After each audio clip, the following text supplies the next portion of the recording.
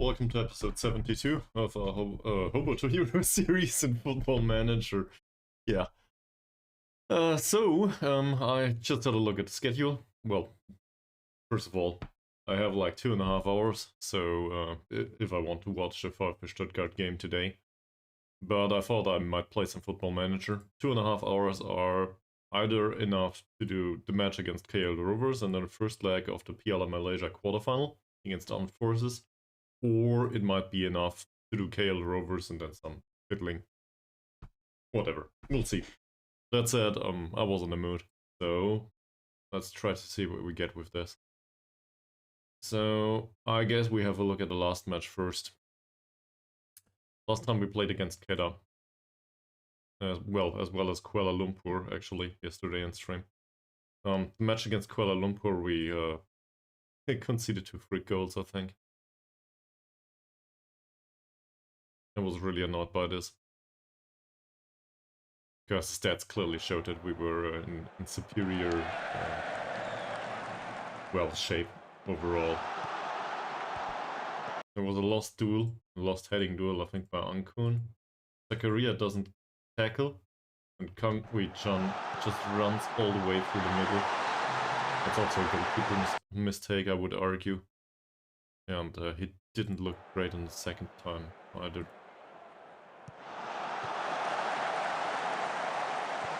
It's just so annoying. So annoying. Could have come out and claimed it. Whatever. So that's how we conceded the 2 goals against Kuala Lumpur, which gave us a draw. And including the win afterwards against Kedah, that still is a 6-point difference now to Selangor. I do not think we will make that. It's not impossible just yet, depending on how Selangor do, but 6 matches.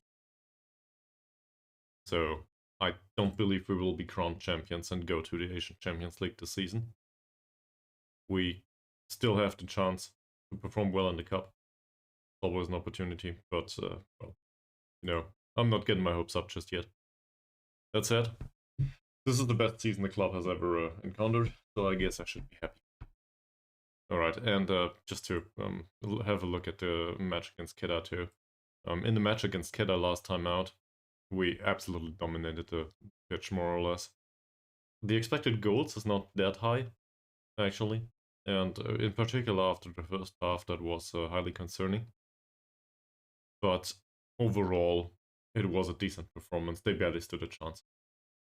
And, well, we had a lot of possession. Completed a ton of our passes. As you can see here, 31% possession and 79% pass completion. That's not that great. Pass completion is okay-ish in a way, but this implies a lot of long balls and losing possession fairly early. Whilst on the other hand, the amount of chances created or the quality, that definitely speaks for a lot of dominating possession and actually strangling them somehow. But also that they restricted the space quite nicely in the final third, which it might not come as a surprise, seen from that perspective, that Ankun scored with a long shot and Diego scored with a long shot too. Just have a look at this again. So we really had a hard time creating space over the wings. We did change that in the second half, and apparently this was what happened afterwards. I'm not so sure if this was related to the change. And it's a somewhat similar occasion here.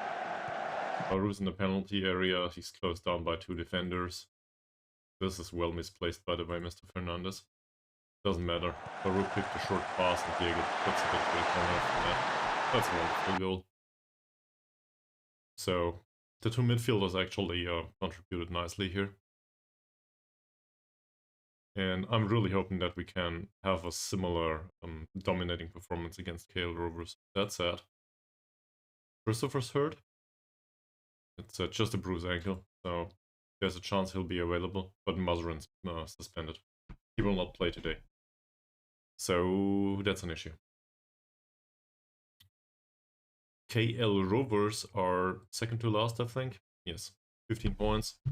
They are likely to get relegated at this point if Sembilan don't fuck it up too much.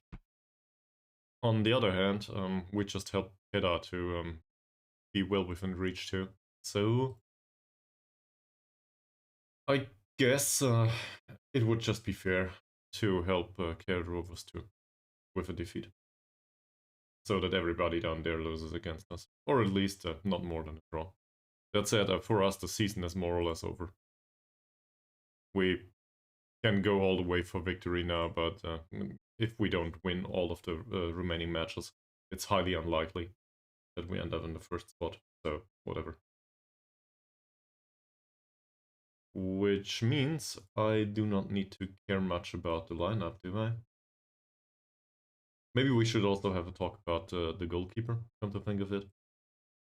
So, up until the last match against Kedah, Chinsiusum was in goal. He did a great job throughout the season. There's no doubt about that. But in the match against Terengganu, we conceded 2 goals, and same again against Kuala Lumpur. And in particular in this match, a 6.4 rating I will not accept by a goalkeeper. In particular, if you look at all of these matches. It was really fantastic. Even in a match against Johor DT, he had a decent rating because he saved 6 shots, whilst conceding 2. So I'll give him a game like this. I cannot stand a game like this. 0 saves, 2 conceded. That's not acceptable. And similarly, this ratio isn't great. So as a result, he rotted on the bench last match, and Kaful Anwar Mochalil made an appearance this season, which I did not expect, to be honest, but he saved the 1 shot he had to, and played a decent pass for the remainder of the match. That's it. That's how you get a 7.5 rating apparently as a goalkeeper. To be fair, I guess this tells us more about how the last match went down than about Mochalil, but in the end it is what it is, and he will probably appear today too. The rest of them, no concerns whatsoever, more or less. Well, the injury concern and Mazran's out. So we need another left back, but Harsh Singh is there, so that's not an issue. But overall, that pretty much wraps up how I see the last 2 matches. And maybe some minor projection going forward. So next match is on Wednesday. That's a little bit annoying.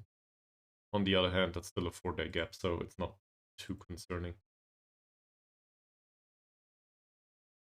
We did also Selangor 10 matches unbeaten at home. Okay. In fact, let's have a look at this. Yeah. Do you really imagine they will lose 6 points in the future? I don't think so. I mean, I guess they have to play the Asian Champions League, so maybe, but I think it's unlikely.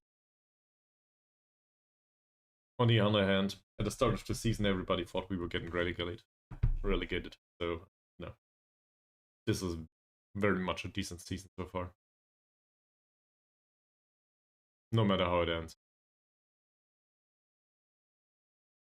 That's great key findings. Thank you very much. We really need a data analyst and all that stuff.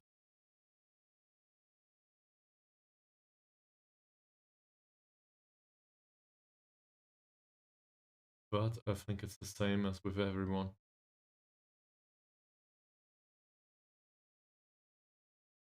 There's a ton of people that would be performance analysts. Whatever attributes they need.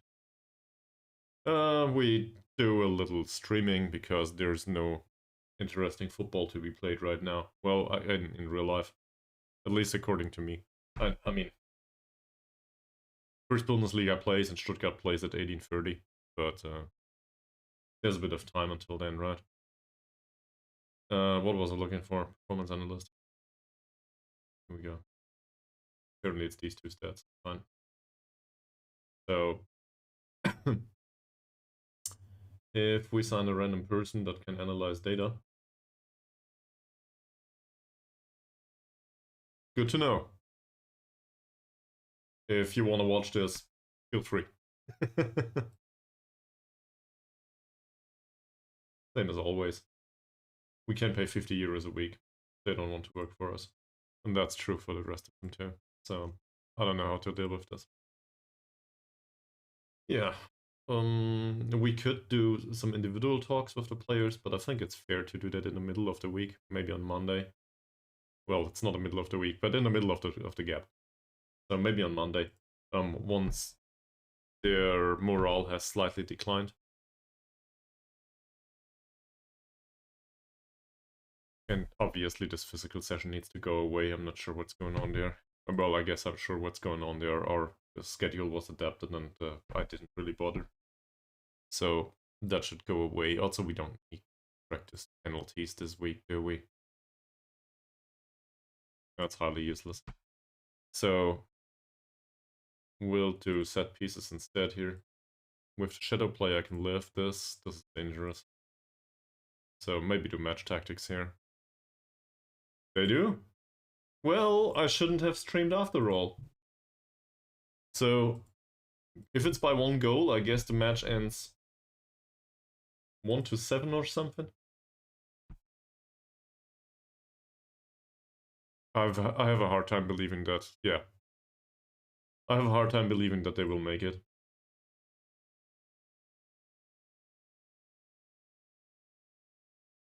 Yeah. Something like this, yes. Exactly.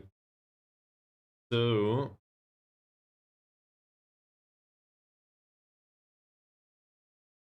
there's a ton of match tactics sessions in here. We should probably do shadow play here. I'm trying to alleviate the workload on the players in general.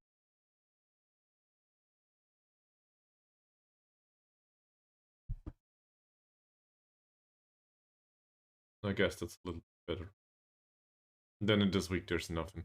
Well, depends.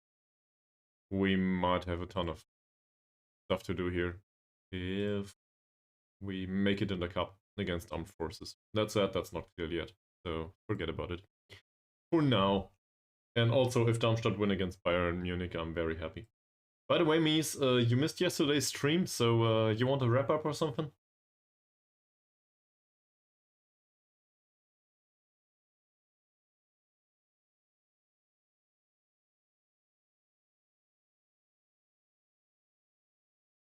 In 10 minutes. Alright. Sure. Just, you know, just tell me at this point.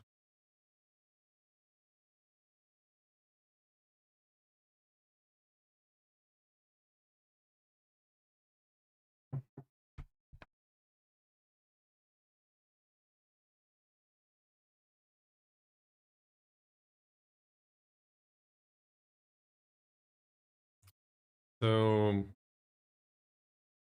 I had a little look at the promises recently. And actually also at some of the players. I found out something.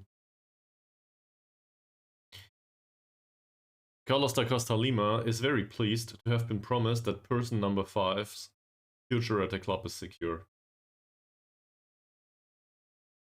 Glad we figured that out, whoever person number 5 is. I suppose person number 5 might be himself, given that the promises section here contains will guarantee future for him. But, yeah.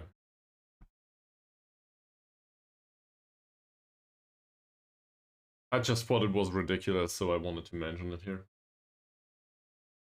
There's a few others with a similar issue, by the way. Okay.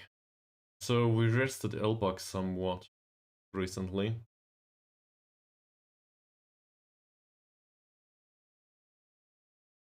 Oh, we can play Juan Servin in the cup competitions, come to think of it. He's entirely entitled to play there. Sure. That could be an interesting idea. He can't play in the under-21s, can he? At least not according to the schedule. But what's going on here? Perak under-21s and yeah. Semi-final, first leg and second leg. So we won the first leg by 3 goals. Can we...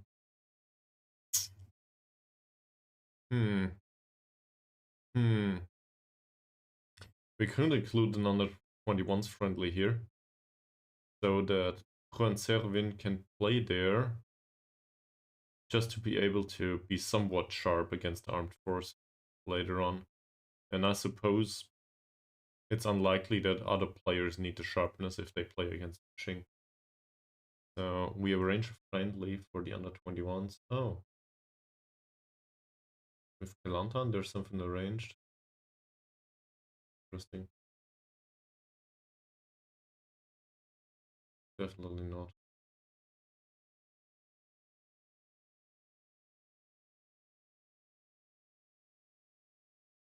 I suppose pushing under 21s will do. They won't mind. The stadium will probably be in walking distance or something.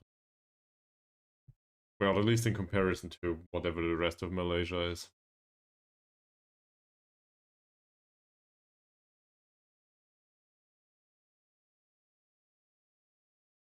Right, so we will most likely need to play Cameroon. Is this horrible? I don't know. He's definitely too slow for my taste.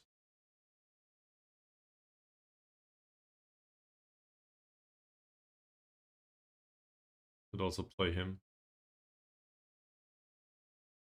Not really a major concern right now, though. And Faisal Ahmad, he'll probably play that match in the under 21. Away, though.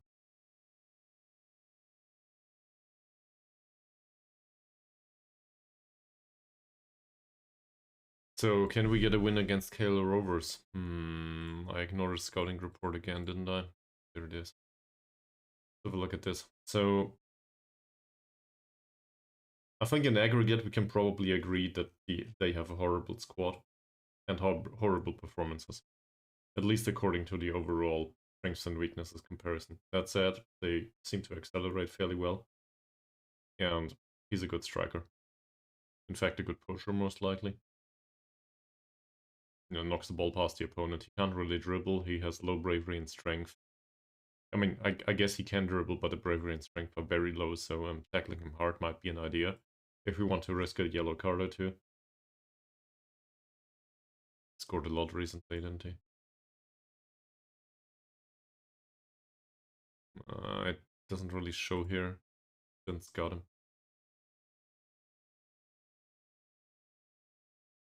Good right back option apparently, but this is a center back and he can't hit the ball and he can't jump. Not sure what's going on there. And Rahman, not a good jumper either. Heading is fine there. So floated crosses might work here. And overloading them with players that are way taller or that can jump. I'm not sure yet if we have anyone that fits that description in particular. Not really, do we? Well, not on the wings anyway. In midfield, though, I think Diego is a 9 and Ancon is a 3. Never mind. McManamy, maybe. McManamy is an 11 with jumping. So this would be an opportunity, theoretically, to play Lee McManamy. Play more floated crosses. Let Ancon sit this one out on the bench. We need him later on anyway. So that would result in 3 players in the target forward area, more or less, that can get at the end of the cross. That's not too bad. Who knows, maybe that works. Obviously, we would need to have a look at their defensive midfield too. So, I think this week needs another schedule, obviously. But wild, but it works. And they don't have another match, so... There's also a few players that have contracts running out in here that I recently found. But more importantly, we do have promises going on for some players that they might need to be sold And for him, for example, his future is not in question, actually. I don't think this is a question. This is a we need to get rid of him. But nobody's interested.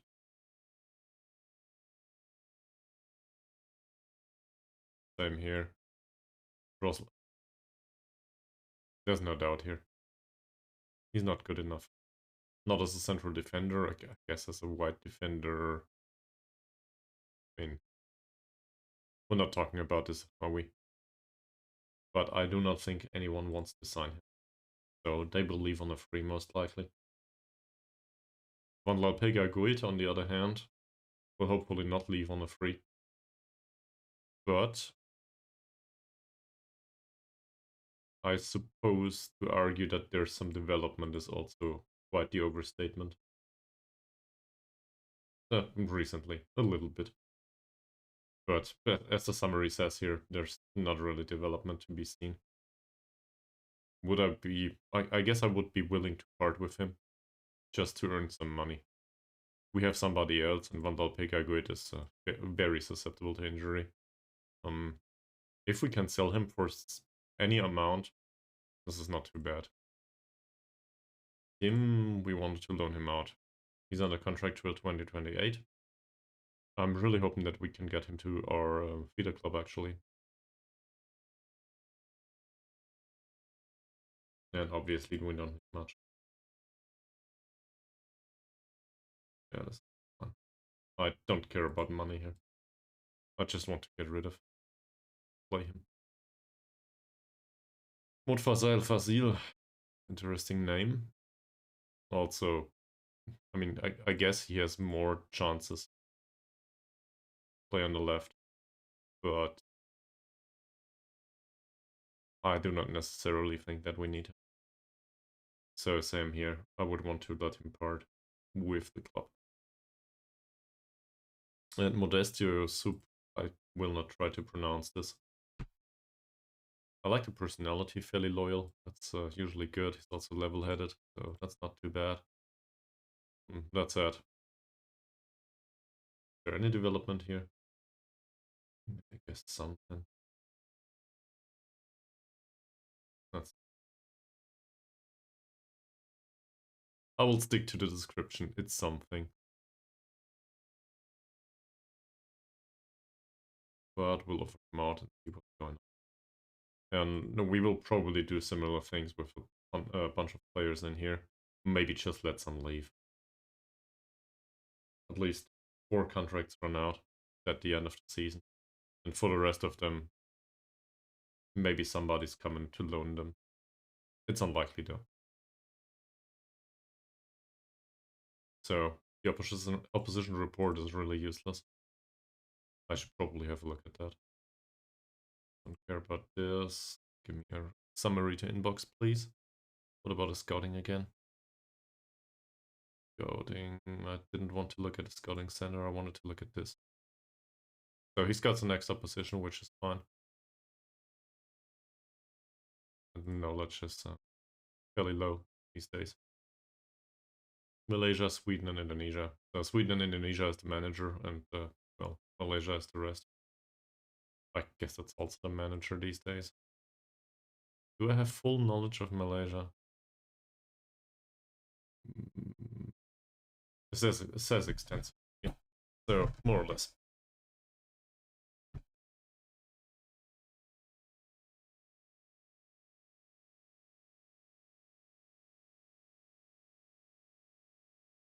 Okay. So...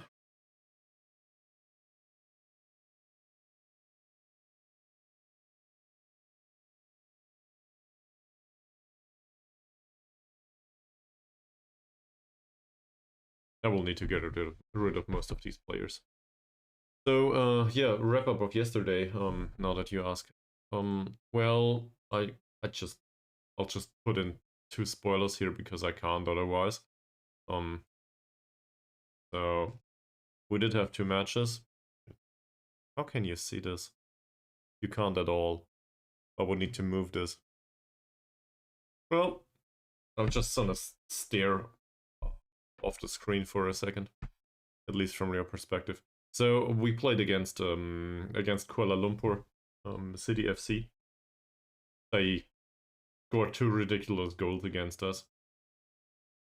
Given that I already showed them here on stream, you might skip it to start later on, once I'm done, if you want to see the goals. But yeah, they were really lucky, or our defending was really bad, depending on how you want to phrase it. That said, we absolutely dominated this match. Expected goals, as you can see, is way higher than the opponents. We had a ton of possession. Pass completion was fine. So I had a look at this. I had a look at the other matches that we did a few streams earlier, and realized that we usually dominate the matches, but the results didn't go our way always. So in the next match, I changed absolutely nothing against Kedah. Looking at this analysis here, or overall match stats, we had even more possession. Pass completion was even higher. Expected goals was way lower, but we basically strangled them. They barely had a chance, and in the end, we did score 2 long shots that I already showed on the stream, but I'll just show you again. One by Ankun. That should come up at some point here. He just hits it in the, I guess, in the corner of the net from a wide angle.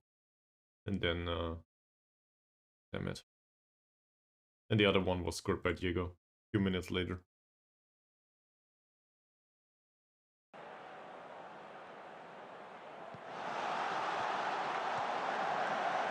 Somewhat similar situation.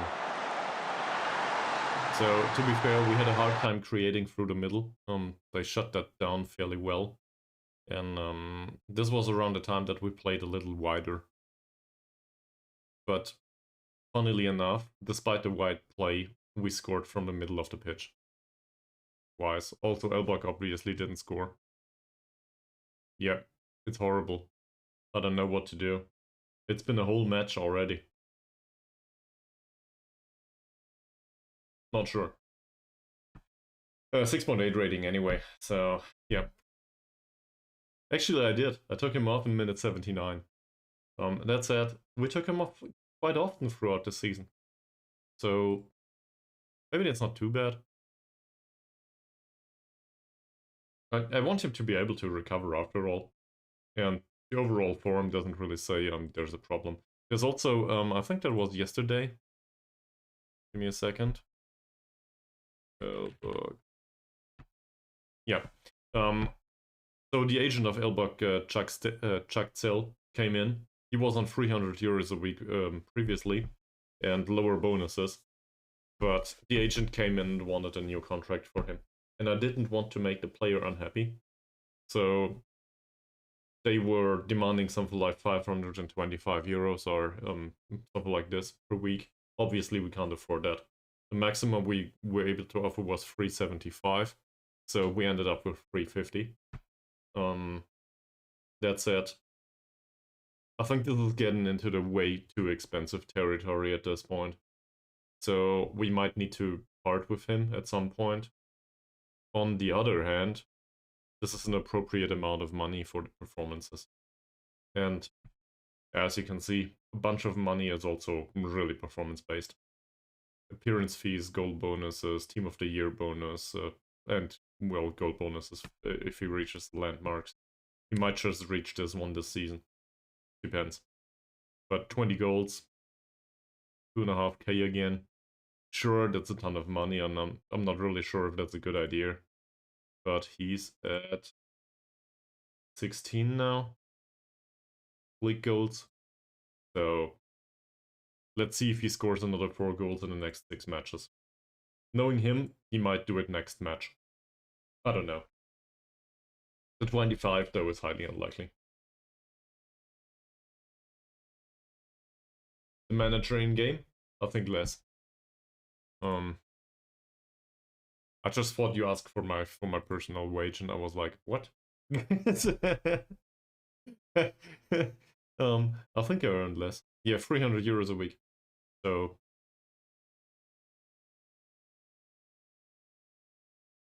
I do face my 100th game in management. Well, yes, but the club doesn't have the money. On the other hand, probably I should. If only for signing other stuff. I also did. I think I extended contracts after, or one contract, I think.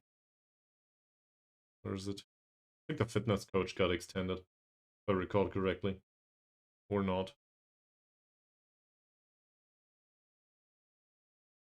Apparently not.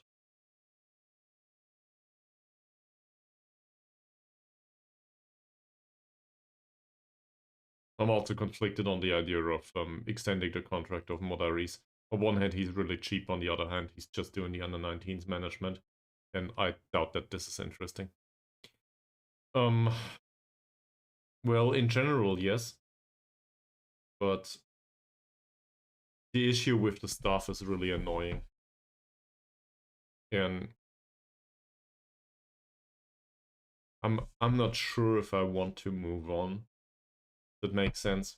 Playing the Asian Champions League would be great. On the other hand, that's quite ambitious for this kind of club. So it somewhat depends, but I like building stuff.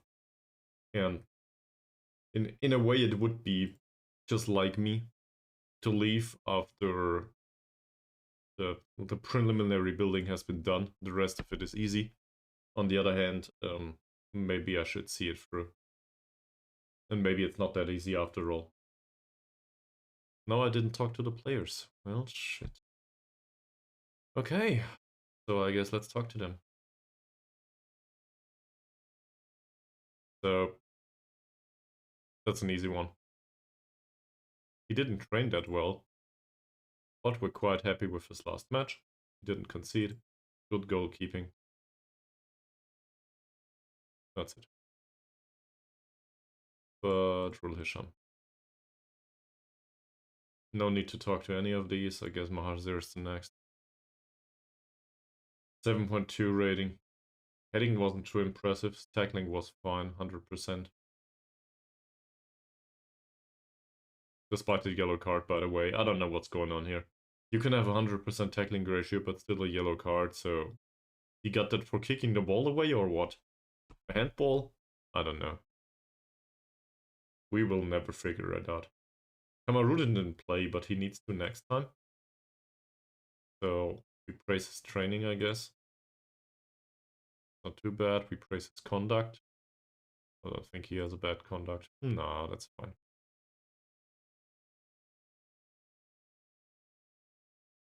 Yeah. Positive atmosphere. Sure. In the last match, he made it onto the pitch for 11 minutes plus stoppage time. Not much to say. Maybe praise his passing.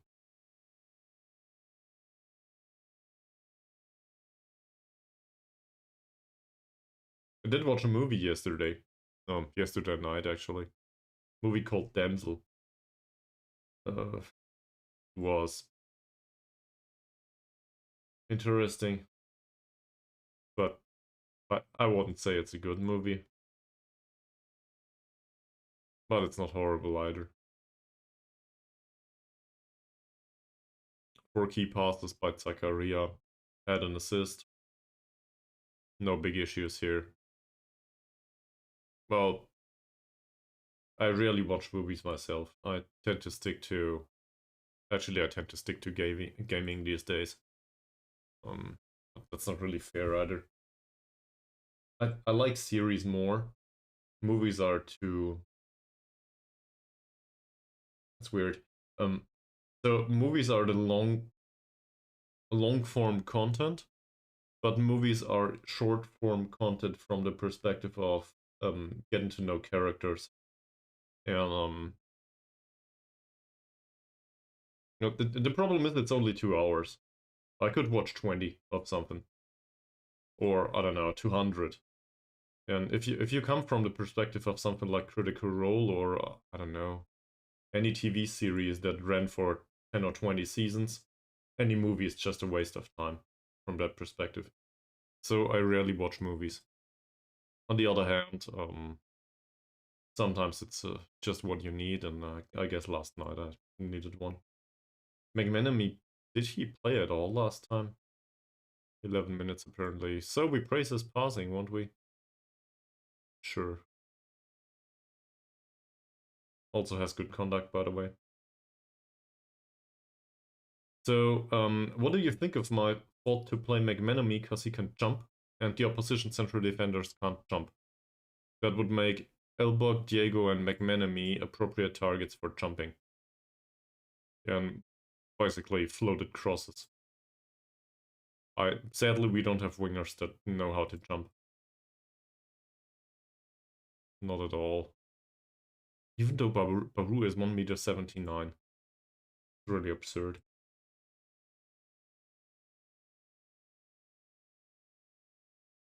True. So... But I think we can supply those. Maybe give him personalized instruction, come to think of it. His crossings, at 7, it's most likely rather bad. I would argue, and taking fewer risks is probably a good idea too. On him, yeah. Passing isn't great, flair isn't fantastic, vision isn't that fantastic. So less passing risks is fine for him. On Badrul Hisham's side, it's pre-instructed because Badrul Hisham is what he is. Which reminds me, Badrul Hisham's form is great. I didn't expect that. That includes his 4-0 against Harini, where he scored 2 goals, but still, his overall form isn't bad. That's, where is it?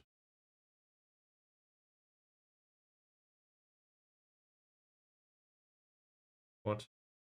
What's the rating? Oh, there it is. So 6.8, 7.0, 7.6, and 7.0. That's not too bad. So that's a 7 and above. Most of the time.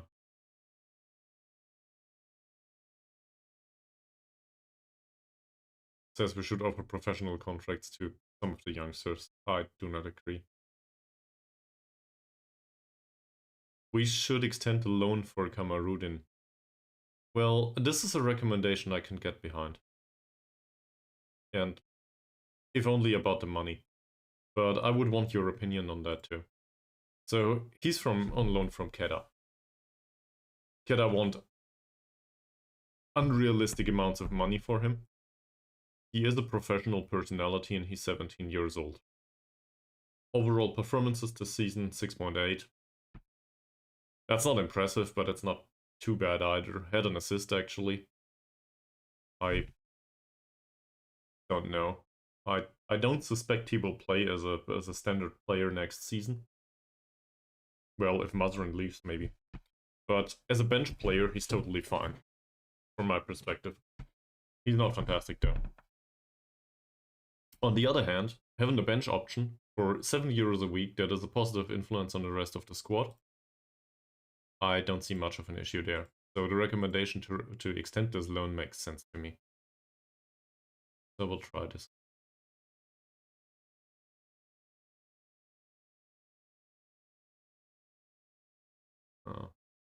They're interested in an offer that includes a future fee. So should be tested in a different environment and therefore would prefer not to loan the player for now. I would say squad player here, he definitely play like this, and this needs to be taken off. Well, for 7 it's okay. Maybe they give him for free, I doubt it. Yeah, insert doubt meme here. So, I'll try 10. I know, shocking. Let's try 10. What's a sensible future fee for him?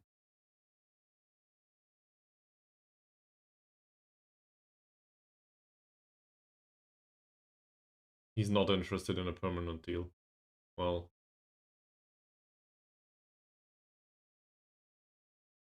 unlike an offer like this, they will just decline it. But there's no reason not to try. Sometimes funny stuff happens in Football Manager.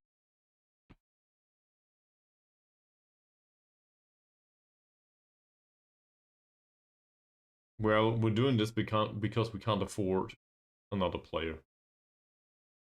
In fact, left back position, we might know a player that is useful. I don't know. Or not. This one maybe. Rosdi. That's not too bad.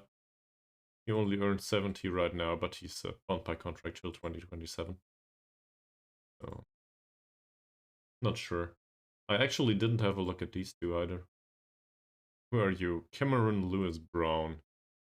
A right back. Knocks ball past the opponent and dives into tackles. That's not too bad. Diving into tackles is fine. He's listed for loan. This Badrul Hisham level, more or less. Yeah, more or less. Not too bad. He's 22 though. So chances are he will develop a little bit. Balanced and media friendly though, so whatevs. Also fairly susceptible to injury. And the estimated wage here, well, assuming we would pay this, I'm not interested. Yeah, and he's not interested in a loan, so I don't think I'll take him. This though is what? We scouted him previously apparently. He's been put on a loan list. That's slightly above our pay grade. I think this probably can go away just because we can't afford him. Not like this is a bad player. Well, actually, I wouldn't want him due to the trades, but I'm not interested. Oh.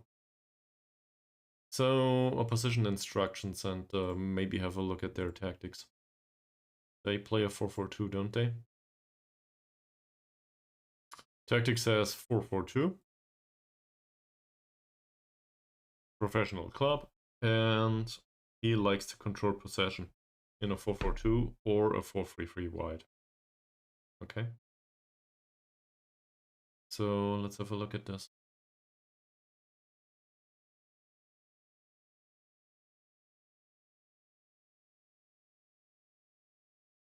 Their goalkeeper has good aerial reach, command of area is a bit lackluster though. Big weaknesses, positioning is 6. He's 33. There's not much to say. Does he have a history of injury maybe? Oh. Well. It's been a while though. So it doesn't seem like he's really that much hurt. But we could certainly try. I'd say it's not the worst I've seen. Maybe we will see a history of injury that's way worse. This guy's 17 years old and I have no idea. He played a whole match for Kuala Rovers at some point, so why should we know? Don't know what to do with him. He's 1m74. So chances are he will not be the superior jumper they're looking for. He has 3 points of passing. So tight marking definitely not a good idea. They can play through him. Also a really weak left foot. Heading is 10. Jumping reach is 5 though. Strength is 9. I would argue hard tackles are out of order due to the strength. We will just hurt ourselves. We can let him play a ball, but on the other hand, we might be entirely capable to outjump him most of the time. In particular, Elbak. So that should be fine. Mohd Farid Nazal. Jumping reach is 6. Strength is 4. Dribbling is 4 to 5. Bravery is most likely also 4 to 5. This is a hard tackle already? I guess it is. On the other hand, Elbak is really bad at tackling. But we'll still use the hard tackle. Passing is 6. That's better than his. So I guess I wouldn't mind if we marked him somehow. But it's not of particular interest. On the other hand, tight marking for him implies that Elbog is closer to him. And closer to him is not a bad idea, given that we want long balls or passes towards Elbog to go to somebody that can't cope with him. So if this is the one that is faces defending duties against Elbog, we will probably be happy. Because Elbog has better heading, better jumping, better strength, way better off the ball movement than his positioning. And he might also just get away from him. Because his marking is 9 and I think Elbog's is 7 or 8, so it's not that bad either. So I think we will mark him tightly actually. And set Elbog on his heels. Bit weird, but who was it? Nezal. That also means Elbog is a little away from the other central defender. Which is not too bad, because I don't want Elbog to do all of the hard tackling there. We might. Oh no, it is Nezal. So in that case, we'll put it down to normal. Just to be on the safe side. I think Elbog is way superior from the physical perspective, so he should be fine. This one's crossing is okay-ish, passing's rather bad. I suspect we don't have to do much here. Maybe shoot him to the inside. But I don't feel comfortable with that. I think I'll just leave it open, it doesn't matter. Well, I noticed the message prior to being choo-chooed, but thanks very much for that one. Welcome back, man. What do we do with Abidine? So this is their right winger. Crossing's fine. Passing's shitty. In general, I think we can actually let them play through him. His composure is really low. First touch is 6. No strength whatsoever. That's at least an option to trigger the press on him and maybe show him to the inside. Showing him to the inside will... He's a 4-point passer. I will probably suffer a lot from this, but yeah. I'm willing to risk jinxing it. This is no good. So let's show him to the inside. He doesn't matter much. This one, on the other hand, does. That's dangerous. So we have a midfielder that has great passing, decent first touch, good technique.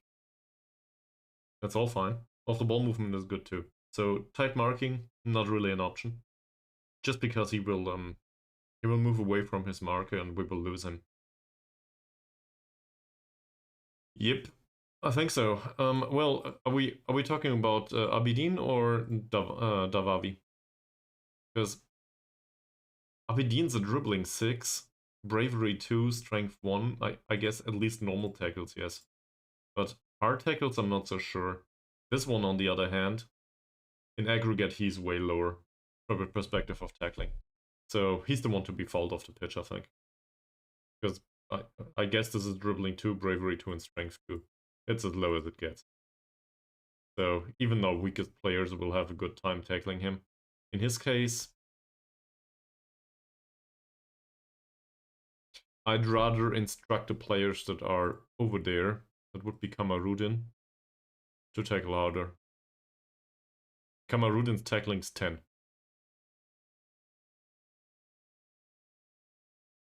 Decision making is good, aggression is fine. I think you have a point. But we always gotta keep in mind that it somewhat relates to what player will actually do this. So this is Kamarudin in this case.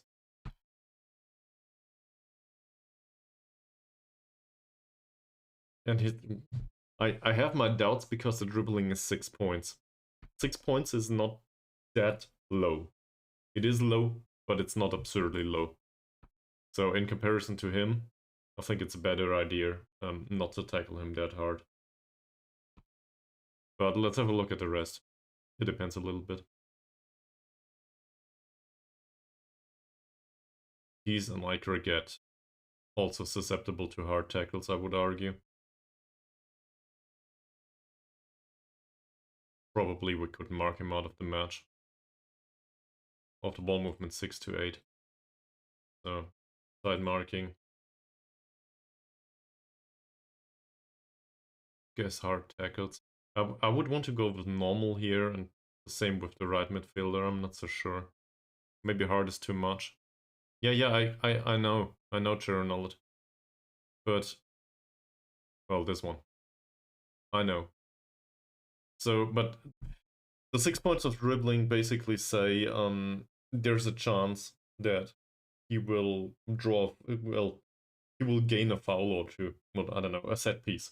And that we will be yellow carded for this. And the second option after Kamarudin on as a left back today is Singh. So, given that Mazrin will not play, he's suspended. So, I'm kind of cautious in this position because the left back position is not at its best. And he's way faster than our left back, by the way. Which is an issue, so and from that perspective, maybe hard tackles are a good idea after all. Yeah. Triggering press or something, not really an issue here. Half his dribbling's low, bravery is low, strength is low. Again, hard tackle. This guy's dribbling is even lower, see? And his bravery and strength are in the same territory. So from that perspective, relatively speaking, maybe Abidin is a normal tackle after all. But there's barely a sheet of paper in between.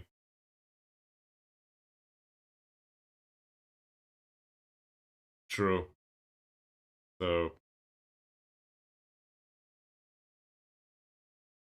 but a few players in real life come to mind, but I wouldn't want to do a comparison now.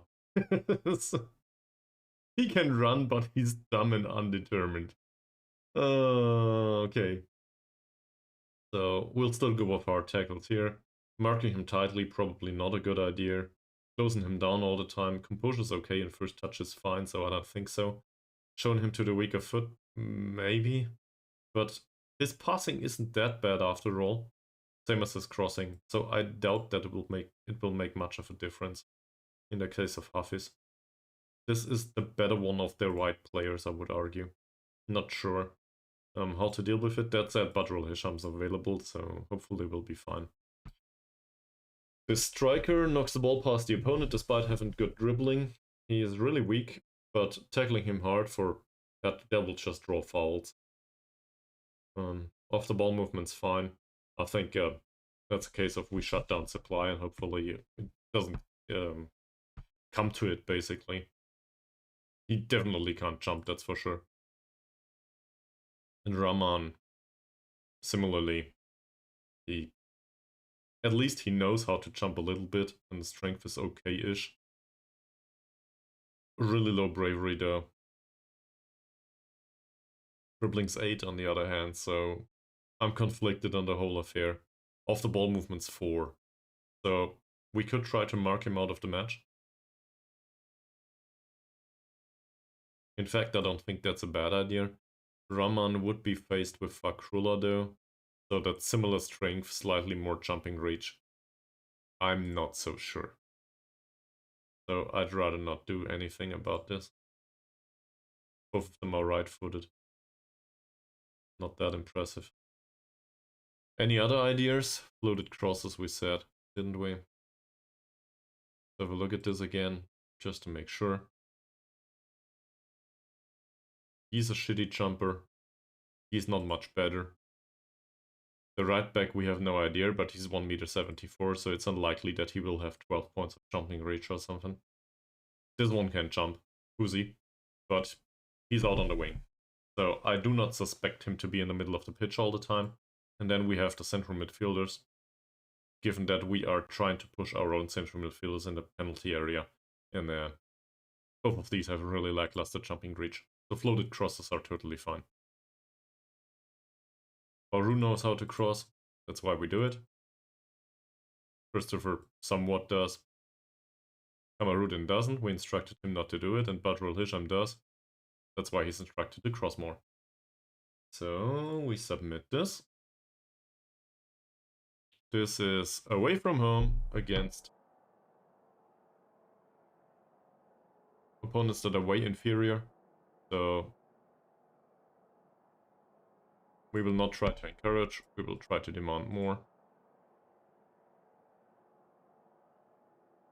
And afterwards we will encourage the entire team. And now we will have an extended ad break and then we will have the match. So, see you in 1.5 minutes. BRB.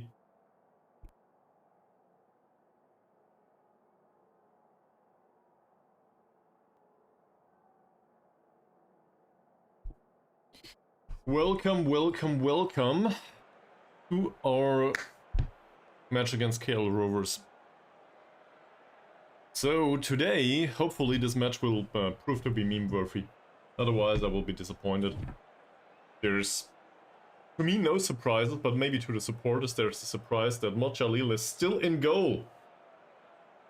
I know, it's hard to accept, but it is what it is. His last performance was fine. And Chin-Soo certainly can't do with the rest. We want to win this match, and we want to rotate heavily. Preferably even at halftime already. Just due to the fact that armed forces are waiting for us in 3 or 4 days. We might not make it there today, but whatever. And let's not forget to encourage everyone. This is a 4-4-2, so against a 4-4-2 going through the middle wouldn't be that bad of an idea, I think. But we don't create much, as it seems.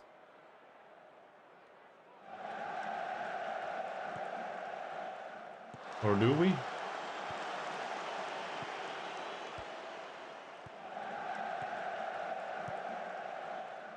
Well intercepted. Baru's pass towards Zakaria. Finds Diego. Immediate pass towards Christopher. And McManamy doesn't jump. I put him on the pitch for the jumping. We did have an opportunity though. Elbook. Mahazir. That will not impress anyone. Go!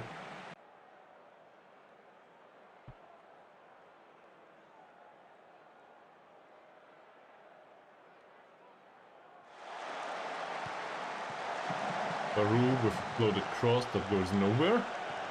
Kamarudin, will there be another cross? Most likely not. We told him not to. Zakaria. Good pass. Christopher with the cross. Baru in the side netting, but it's offside. That's not that much so far. I'm kind of disappointed with the chances created here.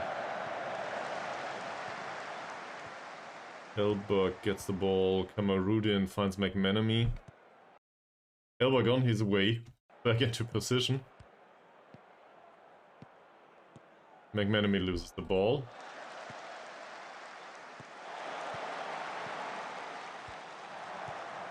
Well, don't let him shoot. I said don't. That'll be fine. That's dangerous. But we intercept. Good heading. Yeah, now McManamy just skips past 2. Not a bad pass for Elbog. That finish was a bit lackluster. But in general, really good scene by McManamy. So that wasn't worth playing him just yet, but it helped.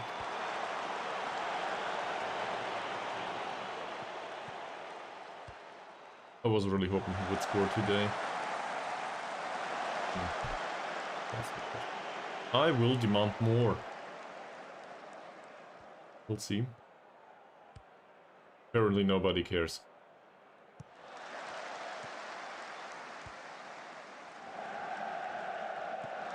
That's a good pass for McManamy. So I think it was a fine decision to play him. We just don't create that much. On the other hand, they didn't have a single shot so far. Not bad. Not bad at all. Cuts back. Diego. Zakaria. Diego again. McManamy. This is the quality of chances we get. Yellow card for Zakaria now. Let's try to take him off the hard tackles. Probably also dribble less. Not that he does that.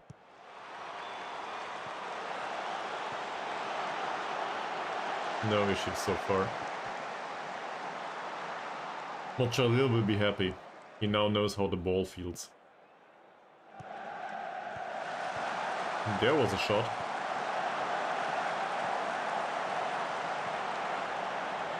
That's well done. This isn't. Come on, close him down. That's a fine save by Mohd Hazazi. That said, the striker shouldn't have gotten into the position to head that ball towards goal anyway. So, I still think so far we do dominate the match, but we gave 2 chances to them. I'm not happy with this. On the other hand, it's still 0 both. So from that perspective, I should be okay with it. Performance could be better though. Any ideas? What went wrong so far? Baru. That could have been a chance for a second yellow card too. That didn't happen though. For a second I thought he would maybe foul him.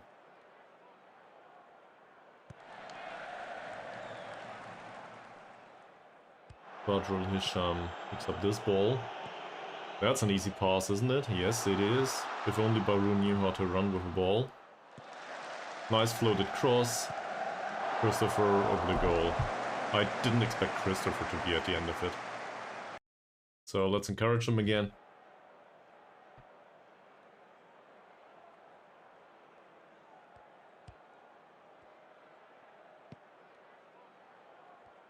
Did it work? Did it not work?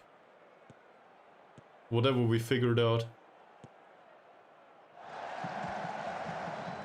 Get him! I'm okay with this.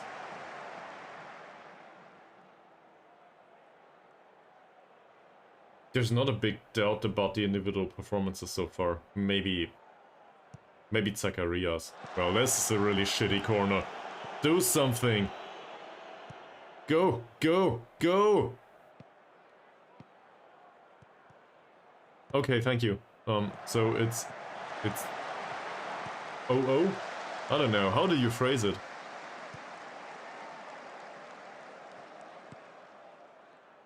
No goal scored so far. Get him. Well, get the ball, not him.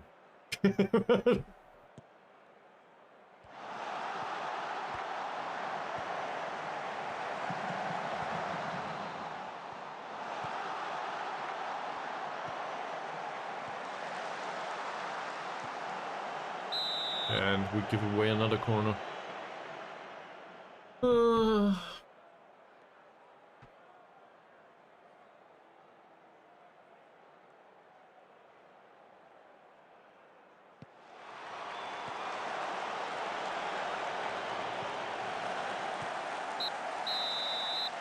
Alright.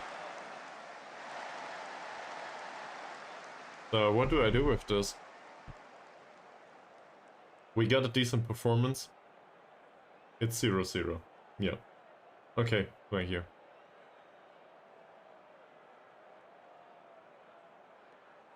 Anyway, I can't really be disappointed with the expected goals. I can't be disappointed with the result.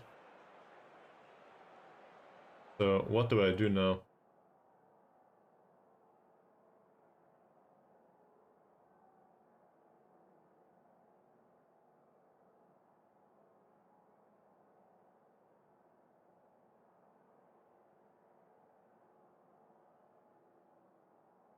They are motivated.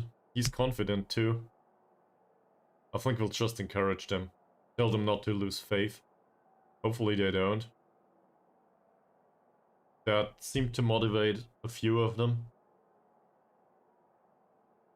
So... Zakaria didn't really do well. We'll tell him. The 6.7 by Christopher are also a bit concerning. Same with McManamy. Funnily enough, I think I saw a few scenes. In those McManamy was fine. So I was hoping for a little bit more, that's all. We'll fire them up. And we will encourage the rest. If they continue to play like this, it will turn out to be okay. In the end, most likely at least. And there was this one additional player, Kamarudin. He obviously should provide a little bit more too. Alright, how long do we have? 30-second break, then we'll do the second half.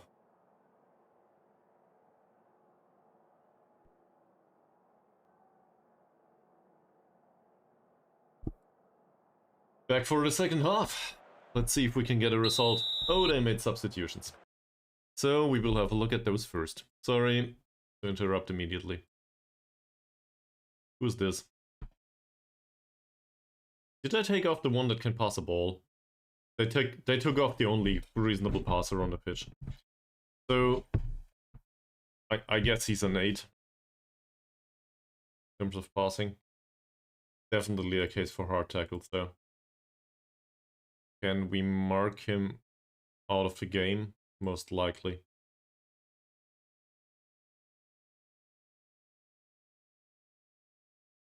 Is this still about the 0-0-2 goose eggs? Are you kidding me? I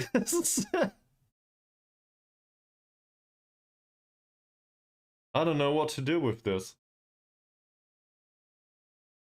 Cool. Play the youth. Sure.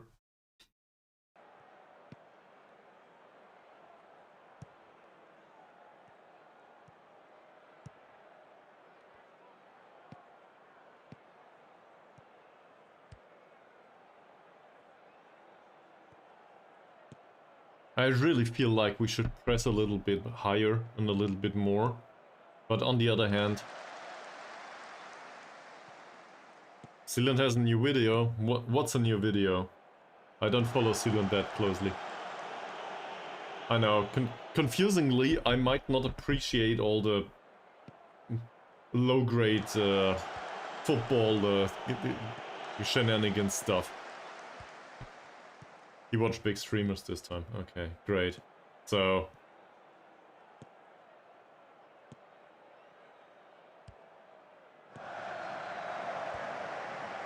well, in that case, I will just adapt this. It's still 2 goose eggs.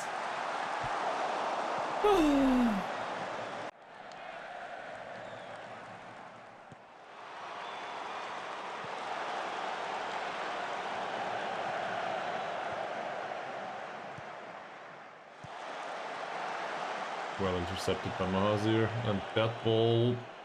oh, I mean, it wasn't too shabby. Christopher decided otherwise, though. Shall we try to push up a little bit higher and close them down higher on the pitch? Maybe even close down more. Keep the formation and all. The rest of it seems to be okay. Just put on a little bit pressure. Increase the risk.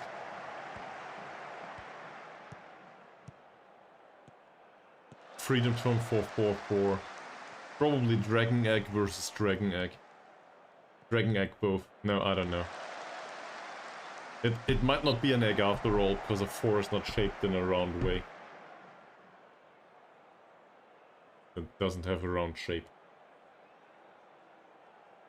On the other hand, freedom units are weird anyway. Well, that's interesting. Also... what? Baru, the ball is not down here. It's over there.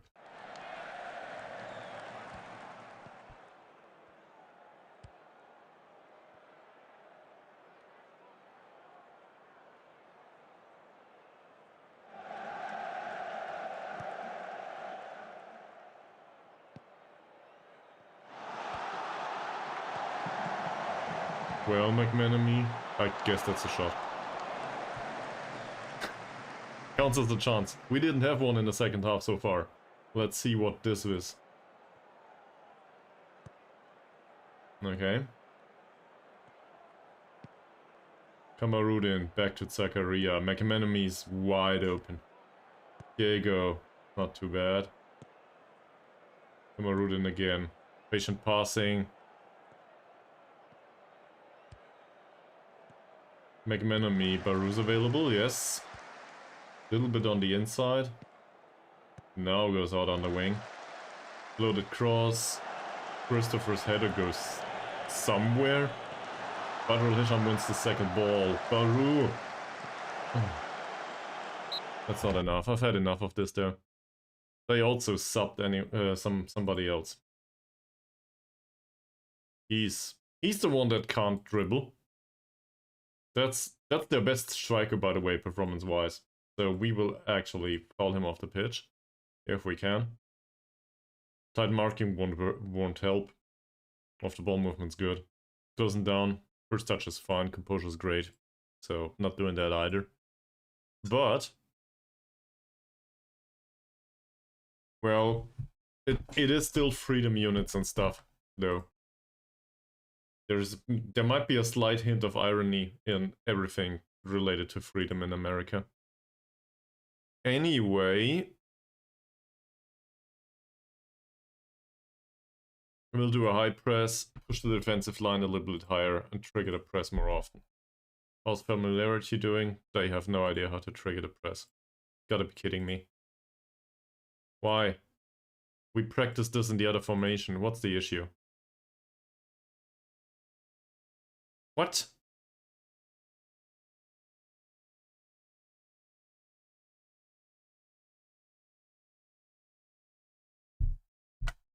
It's about the higher defensive line.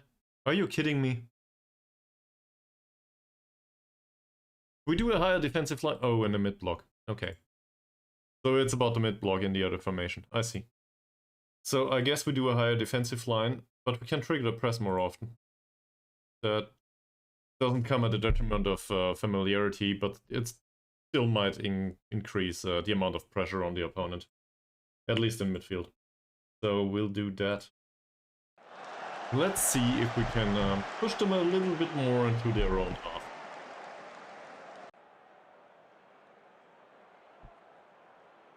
Alright, to be honest, nobody ever explained to me how tax declarations in the United States work.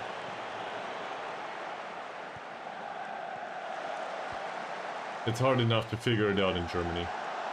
Actually, it's not that hard, but I guess it can be as hard as you want it to be. Christopher hits the side netting. Why?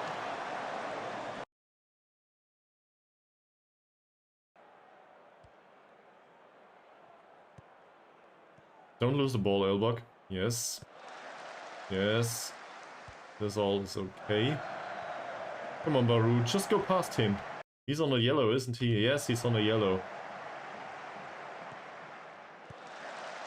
Not bad. We'll have a corner. I'll take that. Christopher knows. Okay, Christopher somehow watched on TV how to take corners at some point. I think. That's the appropriate level.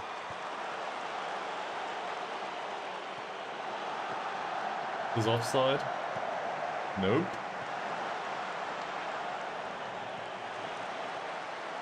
Diego Baru was not offside. This pass though. Oh, interesting. And then nothing. That should be easy to defend, and it is. We're in minute 57.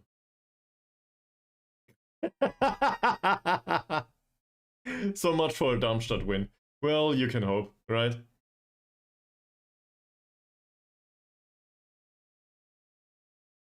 Yeah, but how many well, but isn't that like your political system? I thought your political system was monetocracy. Monetocracy, isn't that correct? It works that way. So you don't pay enough. If you paid more taxes, well, actually, if you paid more, not specifically in taxes, but in bribes, maybe it would work.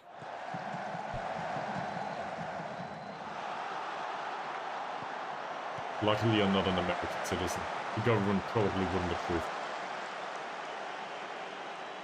But I always thought it works that way in the United States.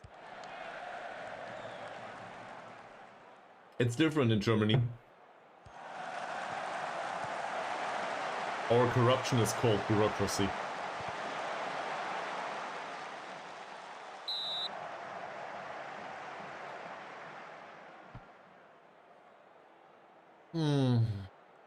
What am I to do with all of this? We dominate the match so far, and I know exactly how this ends. We concede after this corner and then... we do not concede at the end of this corner. Great. Well, I'm lobbying for Football Manager and Sarawak United FC. That's the only lobbying I do, I think. Maybe for cheap-ass chocolate from Aldi sometimes. You gotta be kidding me. You can't give him that chance. That's not true. You get roads and all that stuff. And I'm sure there's additional benefits.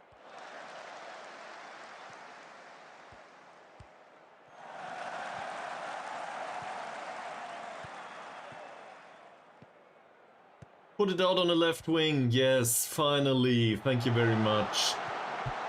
That's a bad pass, and that's an shot. Elbook's tired. The entire affair with the floated crosses didn't work. I don't know how to deal with this. I guess we could replace Elbook with somebody that's pacey. How fast are they? 11-11. 13-13. So the central defenders are fairly fast. That's an issue. He's still on a yellow card. We could try to focus down the right. How's their positioning? Bad. He's fine. So if I put on Van Lalpeka for Elbok. Can't really see that. We could try Harsi, but in a 4-4-2, that's on the other hand, Kamarudin's not the one to overlap anyway. So say we play Harsi. Like this is alright.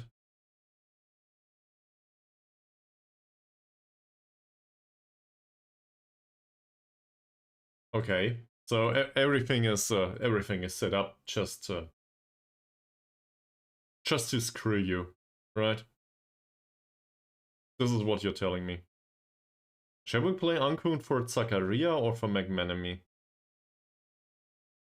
I think Zakaria's bad rating is just related to a yellow card in the end. On the other hand, he didn't provide much either. I don't see big issues with McManamy so far. Also, he's motivated.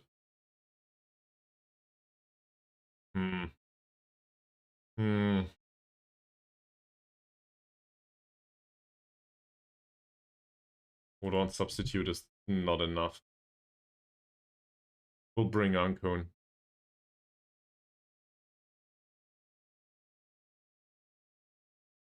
Now we'll bring him for McManamy. So, taking fewer risks is probably not appropriate here. He has the vision, he has the passing, he has no flair whatsoever, so I guess we do not instruct that much. Shooting less often? Sure. That's fine. Dribbling less is okay. Vice captain's on the pitch. Get out there, get that win.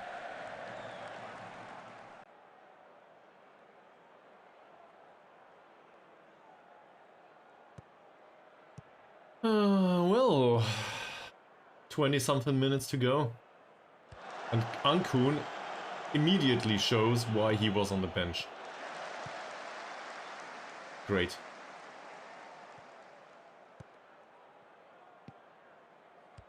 Diego. Back to Kamarudin. Nice short passing, that's fine. Elbok loses the ball. Get it back? He does.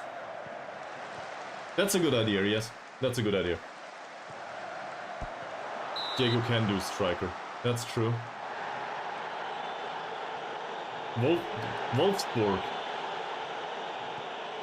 How are they doing against Augsburg today?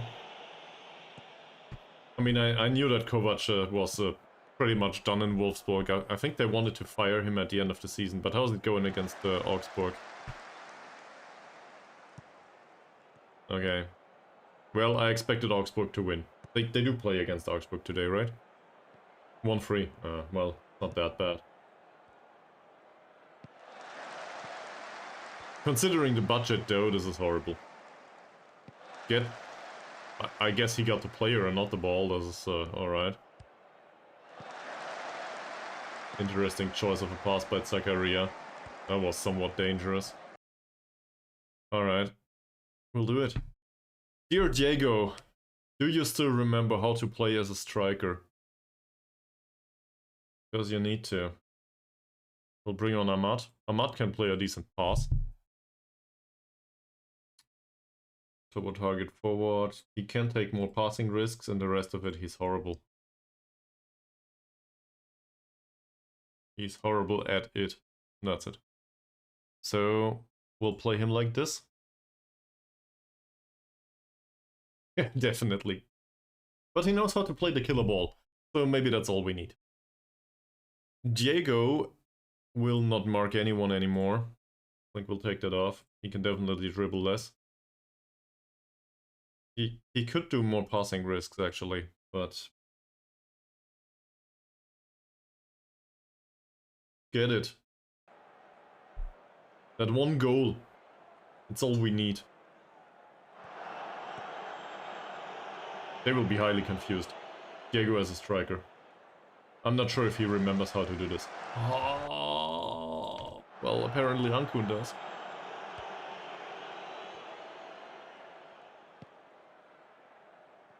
I'm not sure. Do we want to... I guess we want more penetration, don't we? So that's not a bad idea. I was thinking about it.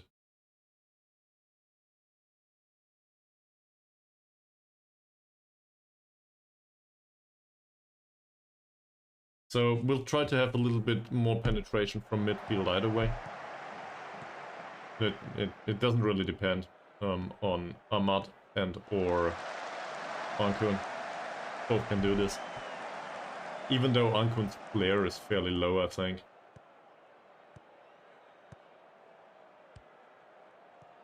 Might come at the detriment of some possession here. That's offside, isn't it? Could also try to play a little bit wider to stretch the pitch. I think we'll try that too. I know it's against a 4-4-2, so this is unlikely to work.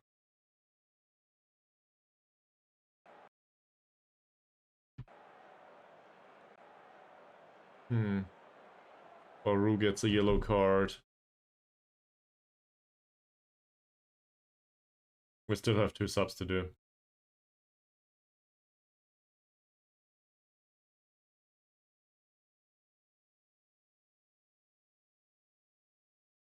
I don't know. There's no big issue here. Zacharia's exhausted. I mean, theoretically speaking, we have Van Lalpeka available to us. But I think Zakaria will need to make it through the rest of the match. We could rotate Ankun back, but then midfield is deserted. Well, if we lose this match, it will go down horribly with the fans, but in the end, a draw will not be enough to challenge for promotion, I was willing to say, to challenge the league title. So we might as well go attacking, you're correct. I think that's fair. We might as well throw everything we have at them. And in that case, I can also probably do something like this. Bring him on, put Zakaria, put Ankung back here. As a register, dribbling less, easing off tackles, yeah, that makes sense. Can't pass any more direct. He's horrible here, in this role at least. So we'll just play him as a, I don't know, best central midfielder here. In the box standard role we have here, cross less often makes sense, dribbling less not necessarily. But I don't think so. They don't help much. They're in the back, so I don't think that helps. Can he take more risks? He's shitty at this, is he? Yeah, definitely no risky passing for him. So this comes at the detriment of some penetration, but on the other hand, he's fast. Well, he's fresh. Maybe he might even be motivated, who knows. Him being played as an inside forward? That must be a joke.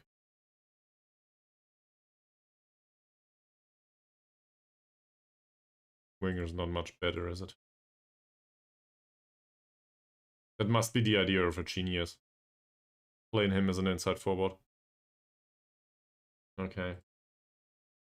Let's try this. I forgot about the attacking. No, come here. Go.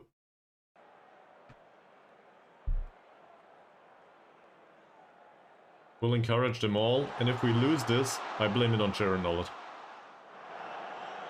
We won't though. We will score the goal in the last minute of the match. You'll see. It'll be fine.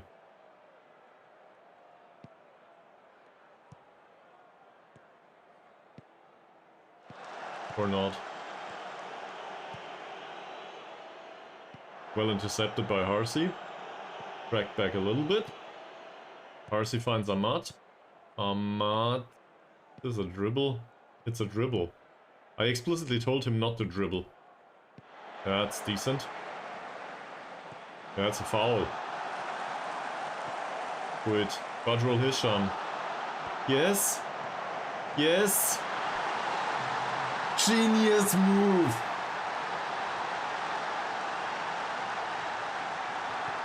Absolutely outstanding. Diego with a goal. He's a striker after all.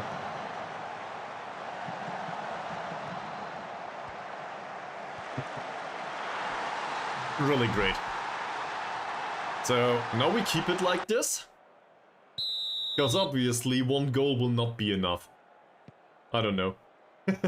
I don't want to concede in the last few seconds. Yeah, thank you very much. And now we encourage them after scoring. Oh, holy shit.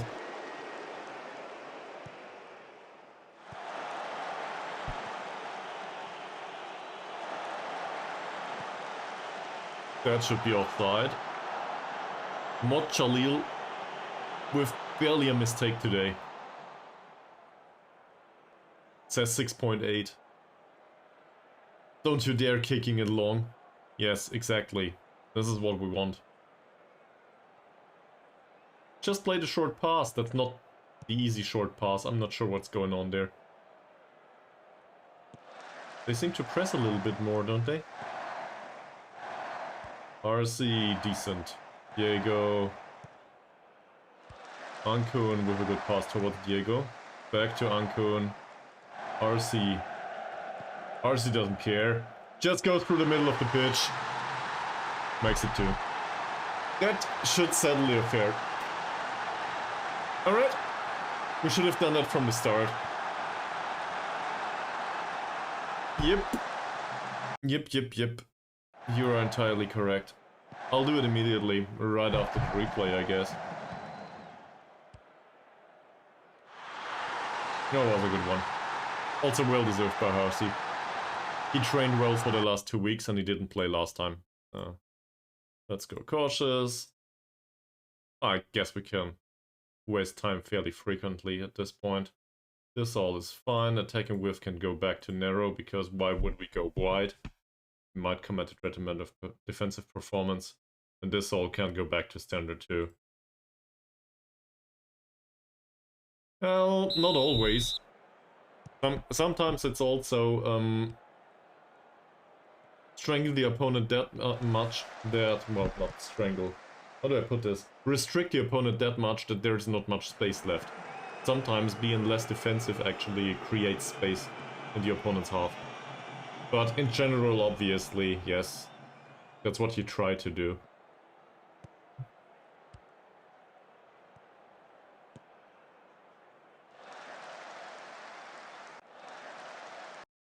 So now, we just need to make sure that nobody hurts themselves. But winning by 2 goals late in the match is fine. We can probably live with this.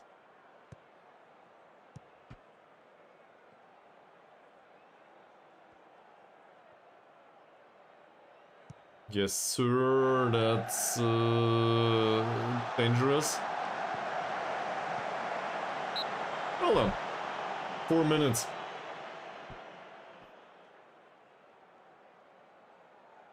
No? He's delighted after the feedback. Struggles to meet the pace of the match. Same here. They didn't play much recently. Diego's rating is now 8.1 due to the goal scored. Okay.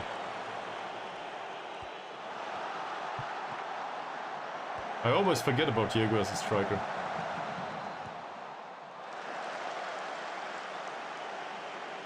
Why? Because I shut up shop all the time. Well, from the personality perspective, at least given the media personality, I prefer the normal one, yes.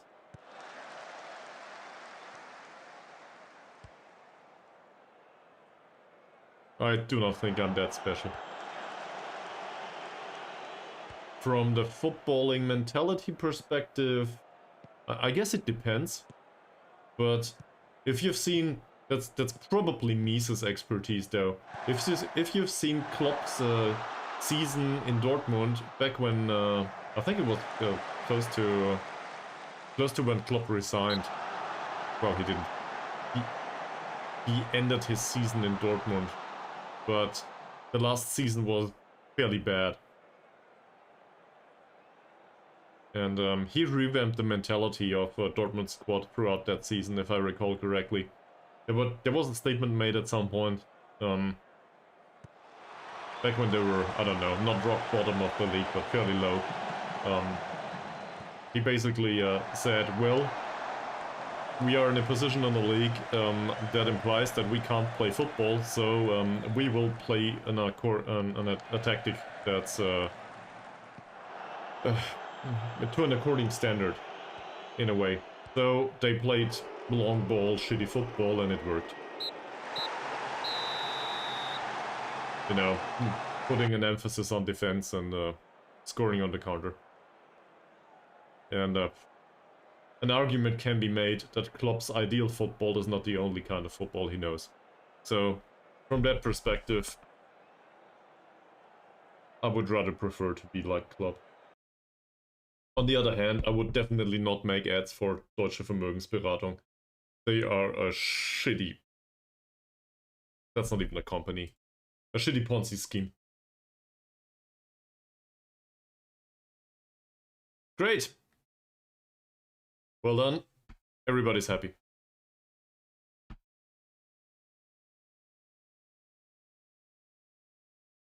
McManamy is one appearance away from having another year. Okay. I'll have a short break, and then I will figure out if... Well, I have 1 hour left, so we might as well make it to the cup game. Kirby?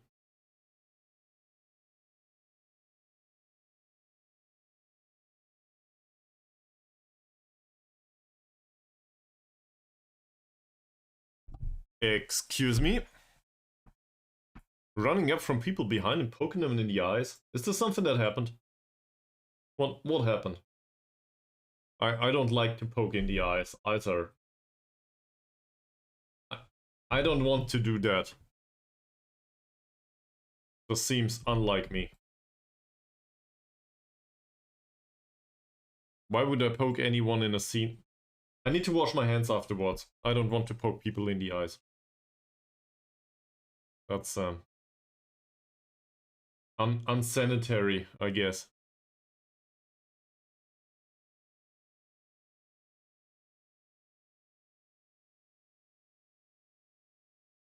Okay, no. I would not do this. You know, I'm not special.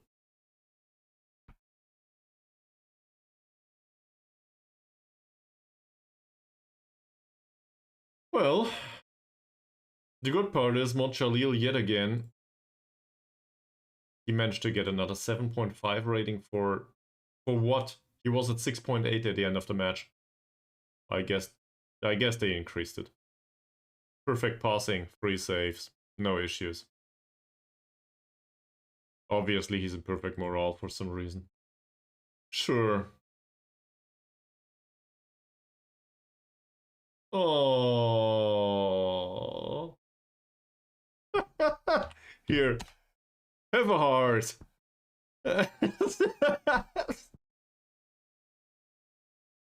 Oh, wow. Wow. Thank you very much. Much obliged. The same. Alright. Next up is Armed Forces. So we have 1 hour to do this. We have a 3-day gap here. The first question that comes to mind is, shall we rest the players that did play? Mohd Khalil certainly doesn't need a rest. For the remainder of them, maybe. McManamy came off fairly early. But these all... they could all do with a rest, don't they? Ankun is on heavy match load despite not having played that much. Sure. So... Very nice. Okay. Okay. Yeah, I think we will rest him, won't we? At least for a day. That's not...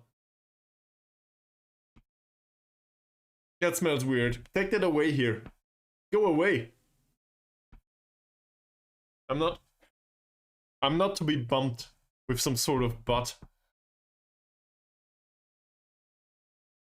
I'm aware.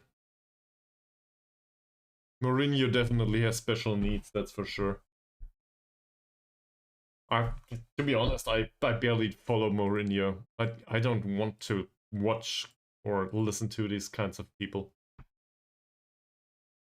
So I wouldn't be the one to judge. I have no idea. Don't care about him or his...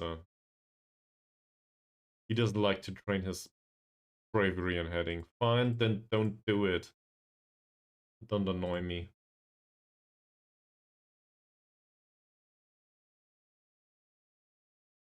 Yeah, sure. Could be slightly better than Elbug. Of course. This is somewhat unlikely, I think.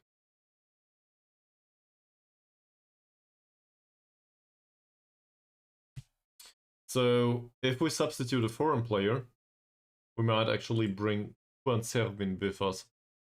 Which means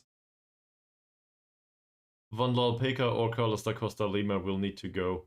And given da Costa Lima's recent performances, and the fact that he rotted on the bench and we barely used him, it will probably be da Costa Lima who will make way. On the other hand, Mazran is available. So Kamarudin did well, and now he can rest.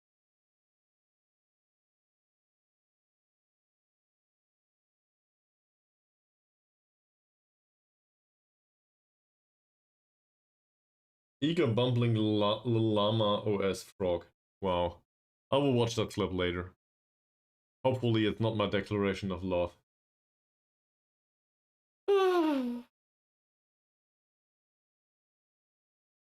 Oh, it's a take it. Yeah. Oh, great. So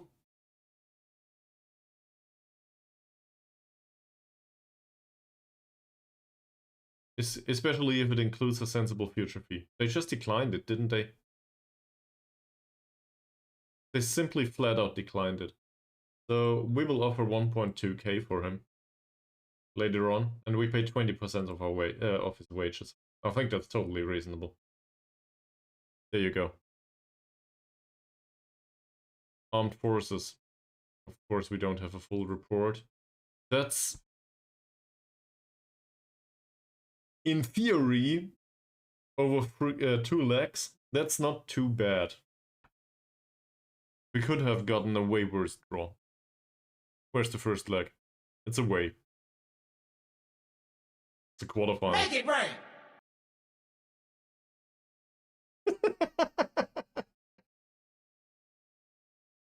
Well, thank you very much for throwing your bits at me.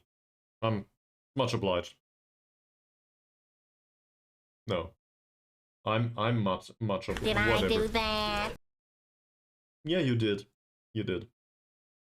So, armed forces.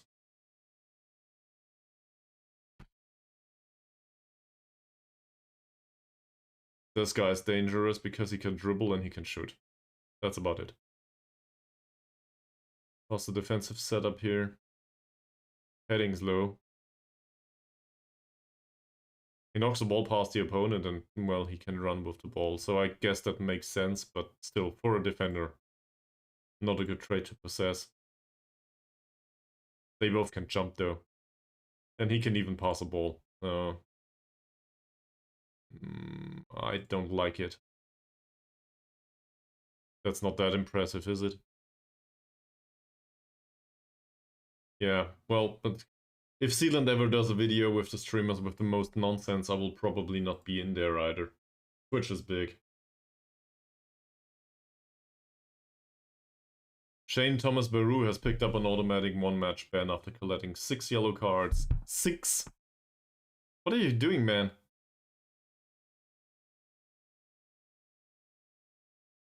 Other than improving your skill set, apparently.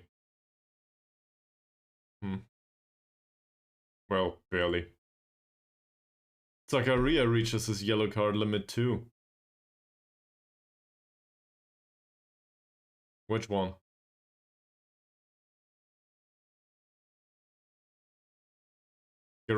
On him? Farrell Gadid? Not on this one. I don't want him. He's not better than what we have, that's for sure. So, Gadid costs 275 euros a week.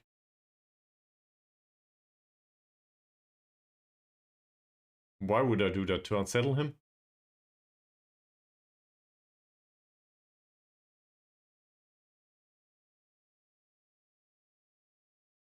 The division is 1 though. And we have no idea about the trades. Nah. Nah. This is not Bayern Munich.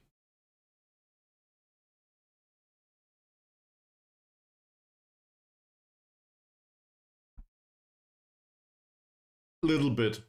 But he's not that bad. Also, Fakrula costs 90 euros a week and they cost triple that. We can't afford it.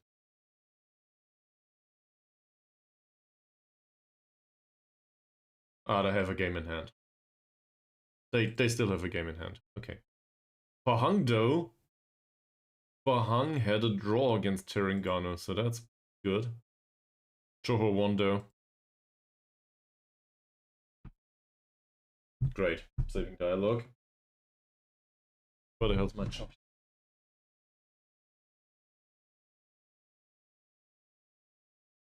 I will go down as the one having bad teeth due to eating all that chocolate at some point. I don't even know what this relates to. This is a lion, right?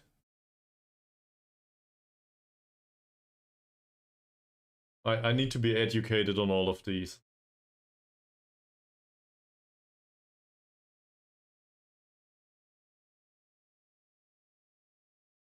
We should offer a coaching course for him. No, we won't. He'll be gone. There's a match in the under-21s. Semi-final. Yeah, I thought so. Okay, so it's a cowardly lion from the Wizard of Oz and put him... Basically, he's challenging other people because usually he would be cowardly, so that's the joke about it, right? Okay. Yeah, I'm not too bad. Da Costa Lima didn't play. He can have the 90 minutes. Ahmad did play. He can also have 90 minutes. I don't care. Thing, he will definitely not play. Give him 90 minutes. No issues there. That's all okay. Bayern Munich apparently extended the contract with Mazraoui. In-game, not in real life.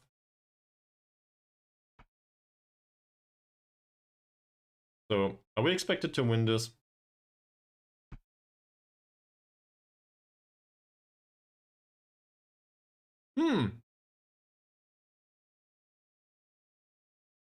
The board as well as the supporters seem to be fairly happy with our recent results.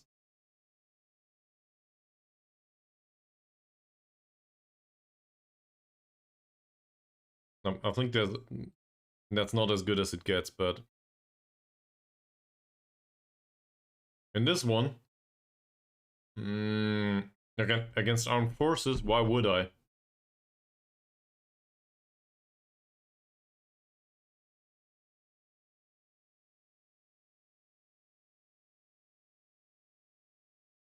So first of all, apparently Da Costa Lima will be on at least on the bench. Because Van Lalpeka managed to hurt his foot. But I'm really hoping that we can get a result against armed forces with the regular squad, so that the second leg is meaningless. 9.95. You gotta be kidding me. What? I know. Same as the rest of the squad.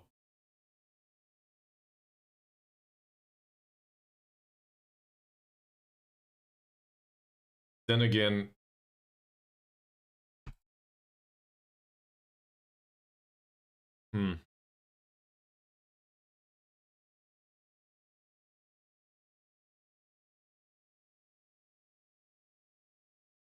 That's not today, it's tomorrow.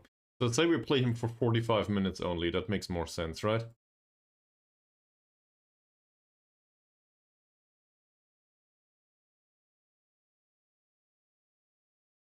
Singh and Faisal Ahmad can remain that way though. But Da Costa Lima, where is he? This is one of the most useless features ever. Sorted here, but whatever. So say we play him for 45 minutes in that match. That probably does not have much of an impact on his condition for the next match. And I guess I will need to talk to them about their training now. But how is their morale?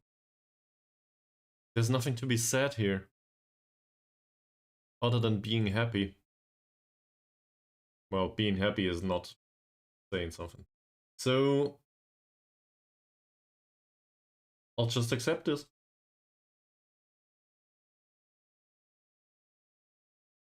Oh, I do too. I do too. But I'm not sure yet where. And I want to wait until Sunday to see if Elbak is available. If Elbak is available, we might play him. If not, maybe not.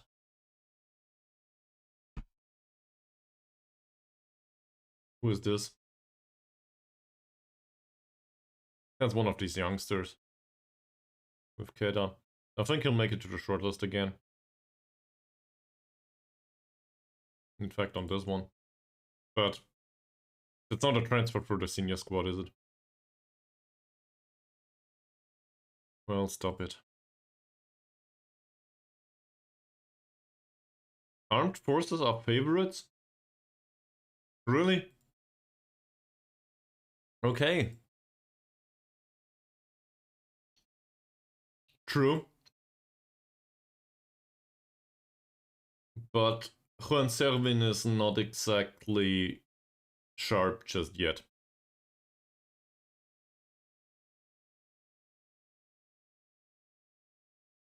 It's not too bad.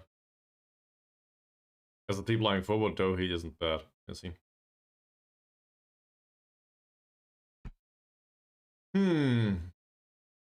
Match loads medium on Elbak. So Elbak can be on the bench when 7 starts. Then we see. Oh, fuck off. Just give him to me.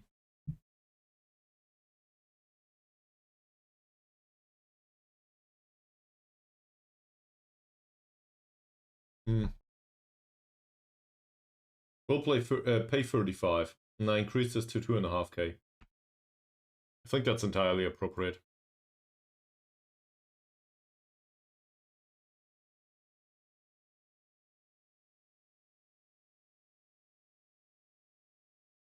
We may also just straight out try to buy him. Kamarudin.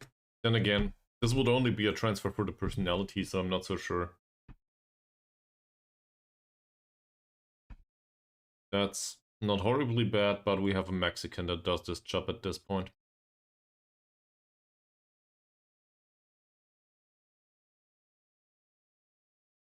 Sarawak United under-21s win in the Piala President semi-final. At least the under-21s play well.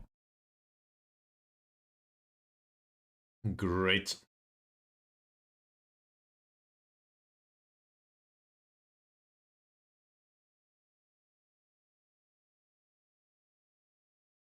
Maslan.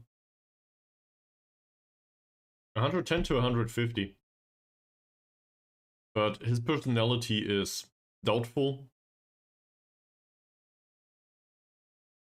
Well, of doubtful quality. And he's fairly susceptible to injury. We have a bunch of these. To be honest, I'm not convinced. There's no potential in a 24-year-old, is there? So, for me, it's either have some potential, or good personality, or a level of skill that's unprecedented in a squad. He has neither. It's not really a bad signing, given the money involved. Then again, it's not really a great signing either. And if I imagine that, I think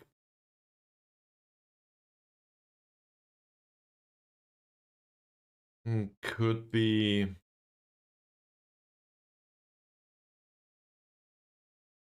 I'll just compare him to McManamy for a second, if that makes sense. So, is he really that much better? I mean, a little bit, yes. Obviously different type of player. So, I'm not so sure. But I guess the argument is another way.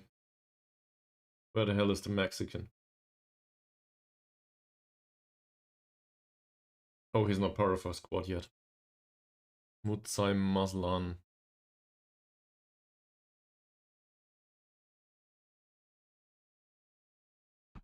There it was. I think the argument is like this. He wants between 110 and 150 or something. That's basically the wage of Juan 7. So I'm trying to find players that are on a similar level as Juan 7 for the same amount of money. If we want to progress at all, I know this is very unlikely to happen. But if we want to progress at all, we need to find players of higher quality. And I don't think this is the quality we're looking for anymore. That's actually a reminder for myself, I guess. I'm not good at this. I tend to sign players too much that don't have the quality for the senior squad. But let me put it like this. Elbuk is seen as a decent player for most Liga Super sides. Maybe Mohd Jalil too? Probably not. Mohd Jalil is not good enough apparently for a Liga Super side. Mahazir might get there. Yeah, he's decent now.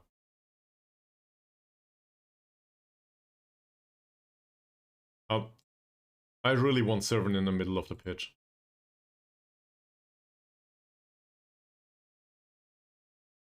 Sure, I get that. But I don't think I want Maslan specifically. I think there's other players that have better character or something. There's also... I don't know about him, okay. But there's players here that barely want any money. And have similar quality, if I can find anyone.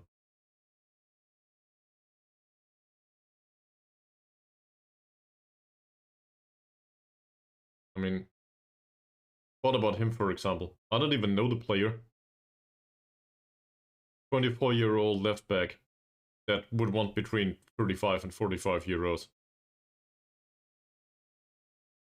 That's obviously not the level we're looking for, but it's a bargain. This, Rosti.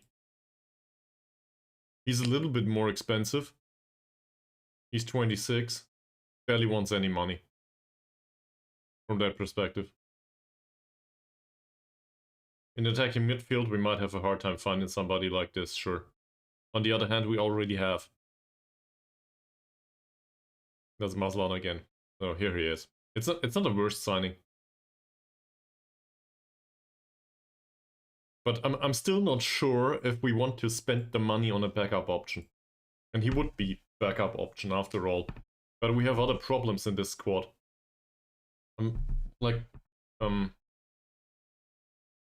If we spend another 130 euros, maybe we need to spend it on the players that are still there, just to keep them.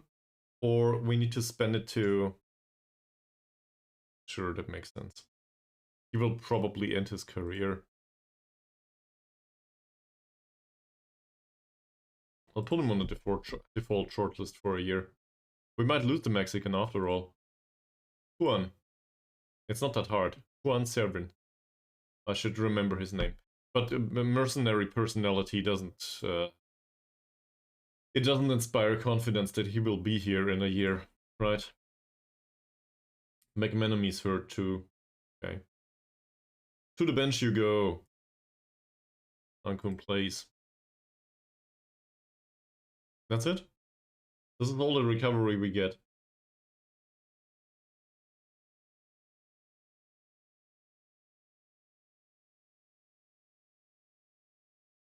Yeah. He's not bad, but for your idea, for example, to play him out on the wing, I think that's... Inappropriate is a little bit hard. But I think due to the trait that he gets into opposition area, he would need a role that cuts inside, out on the wing, and he's left-footed. So from that perspective, I'd rather retrain him on the right. He has some versatility, so chances are he will learn that. That said, it might take a year. He also has a long shot that's decent. That's not to be forgotten. Something like this on the right wing. I'm fine with that. No issues. And we do need a player for the right wing. On the other hand, we might also just play him as a shadow striker. It's his strongest role after all. Actually it isn't. It says advanced playmaker, but his passing's shitty. I'd rather not. For his level of play, it's shitty. And getting into the opposition area, he's a striker, in a way. But a run from deeper position out from the wing into the penalty area is a good idea. He's left-footed. He can be poor man's Arjen Robben, maybe. Arjen Robben was left-footed, right? I recall correctly. So that would be a decent idea. But I'm not sure yet. It's either shadow striker or something on the right wing for me. In both cases, I think it will be way superior than what we have right now. All of this is entirely uninteresting for us. There's a match on Sunday here, so we will put up the schedule. That's Saturday schedule. What am I doing?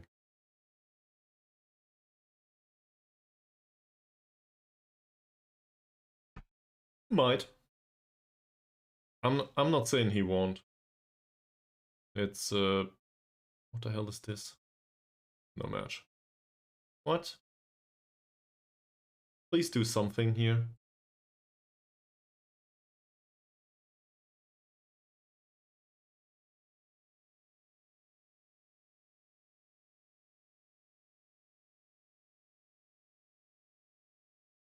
That's not much. Yeah. I don't think he can cross, right? Can he? His crossing's 5. So I think some sort of more attacking-minded player makes sense. And that does not necessarily say he needs to be on attack duty, but more attacking-minded, something like an inside forward. He might even do on support duty, actually. But look at this. He has the vision, somewhat.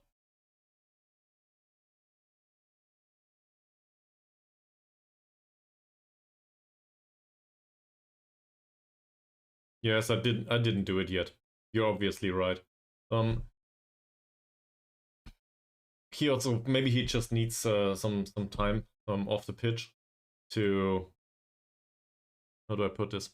Sometimes I feel like players need to recover motivation, in particular after a spell like Elbox. Just look at this.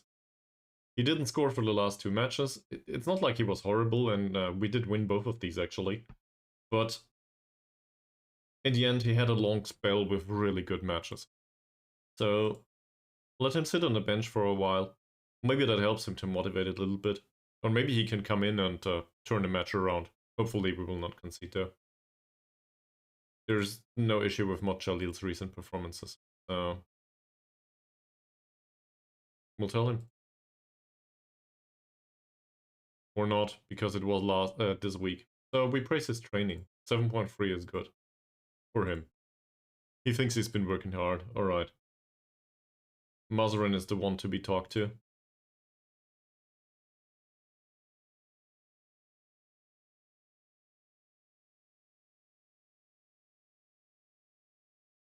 Sure. Why not?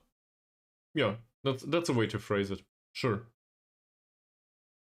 But then again, I don't speak Spanish, but, you know, why not both? The original of the meme is in Spanish.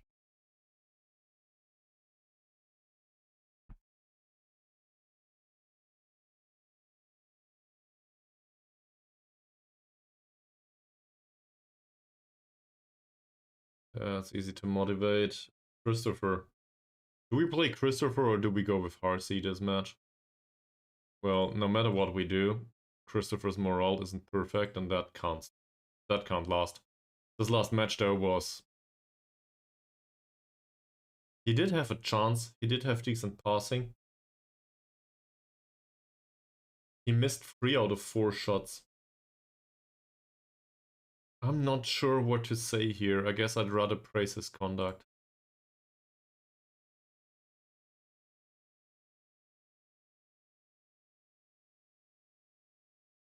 Snooze this a little bit. Can't really do much about Juan, can I? That's an issue. So he will play like this.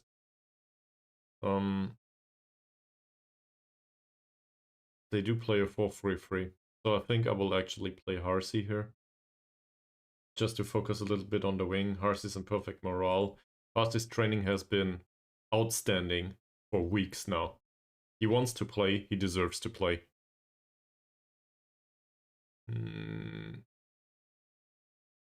Yeah, but it's done now. No, it's a good recommendation, but at this point I will not touch him anymore. His morale is perfect now. So you have it right, but not anymore. Once we need to talk to him again. Ahmad. 6.8 last time, no chances created. That's an easy criticism. There you go, perfect morale, we're good. Elbrook didn't score. 6.9 rating though is... I think he needs to get into more situations to score. So I'll criticize this. Okay, then I won't. He didn't get many yellow cards though, so we can go with that. There we go. Yeah, same. Same. We had that, well, I guess the discussion was too much, but we had that yesterday. I think sometimes different opinions are just something that happens and that's alright. And obviously, I see your point. It was a good recommendation. But I'm not sure if the lack of passing actually... What did you say? Praise his passing. Yeah, we could praise his passing. 20 out of 22 is totally fine. And his recent form is 6.86. So, I have my doubts about that. 6.86 is not that bad. At a 6.6 maybe...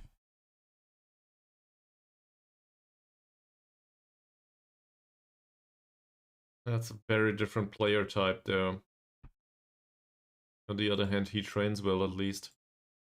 And I guess the question is, do we need McManamy after all? So, McManamy is more of a playmakerish type, or maybe an attacking-minded central midfielder is what we use him for right now. He's for a tactical shift. But I guess that's not a bad idea. McManamy is hurt, so I'd rather go with a different formation at some point. His morale isn't as good though. He's on the transfer bid. That's our own. Training has been surprisingly low. 7.2 rating. I think I'll praise the tackling here, or I don't. Form isn't good enough to be praised, so I won't touch him. Nor. That's not acceptable. I will not try to put up a target here. Might be risky at the end of the season. We can praise his conduct. That's it. That'll do. How about Da Costa Lima? What's going on here? Barely played recently. 70 something. That works. What's his form? His form's absurdly bad.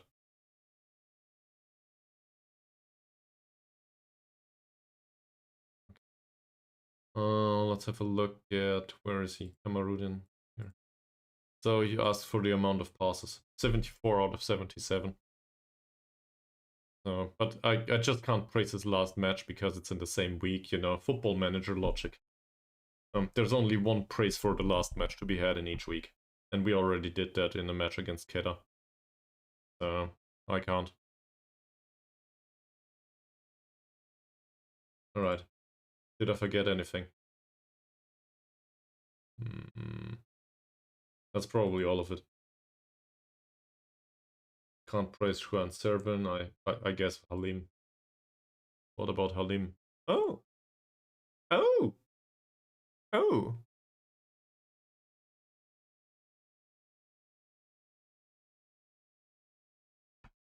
Yeah. I think some of the lack of skill in the case of Kamarudin. I guess we'll do the short ad now. Some of the lack of skill is compensated by the personality. Because he's reserved and a professional. That's not too bad. So I think that's a thing, yes. He's definitely not a bad addition to the squad. So we were at Halim. I praised his level of training. There's no issues with the conduct either. In fact, I think he's a good influence on the remainder of the squad. On Kamarudin, the positioning and the off-the-ball movement could do with some improvements, but he works hard. Anticipation isn't bad either. Stamina's decent. He puts the work on the pitch, that's for sure. And he tries to follow tactical instructions at least. He also knows how to tackle. The rest of it... Yeah, well... he can't be that great at 17 years old after all, right? So... Perak won against Kuching. That's... heartwarming. Sembilan and Kuala Rovers had a draw. I don't really care.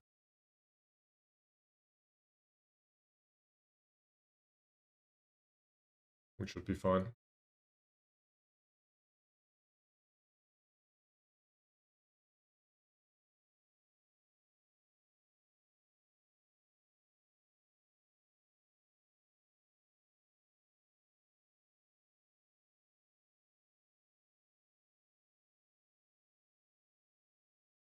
Alright. Where's our match?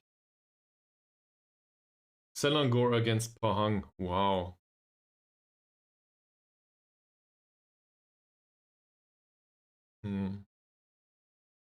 So,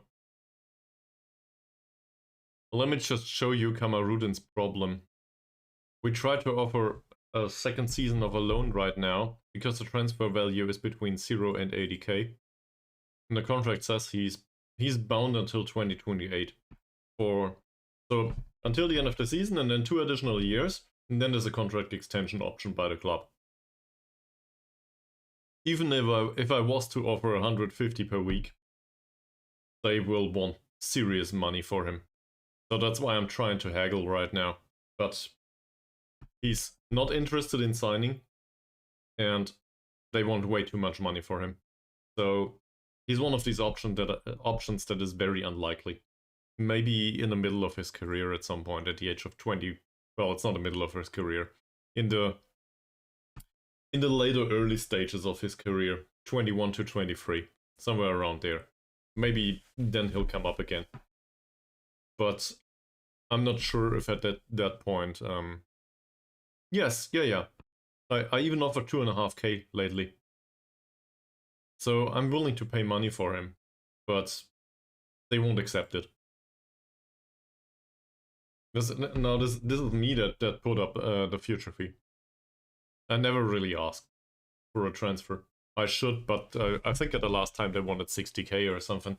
So that's obviously a showstopper for us.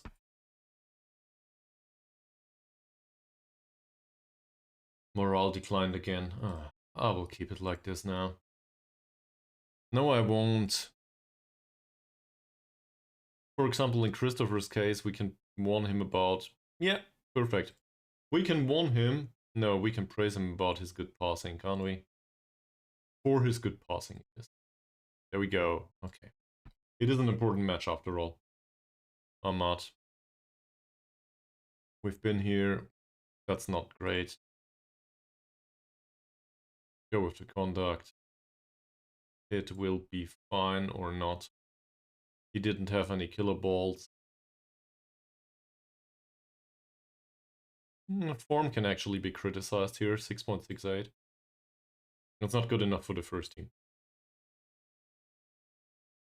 It's also not good enough to improve his morale to perfect. Some players really don't mind.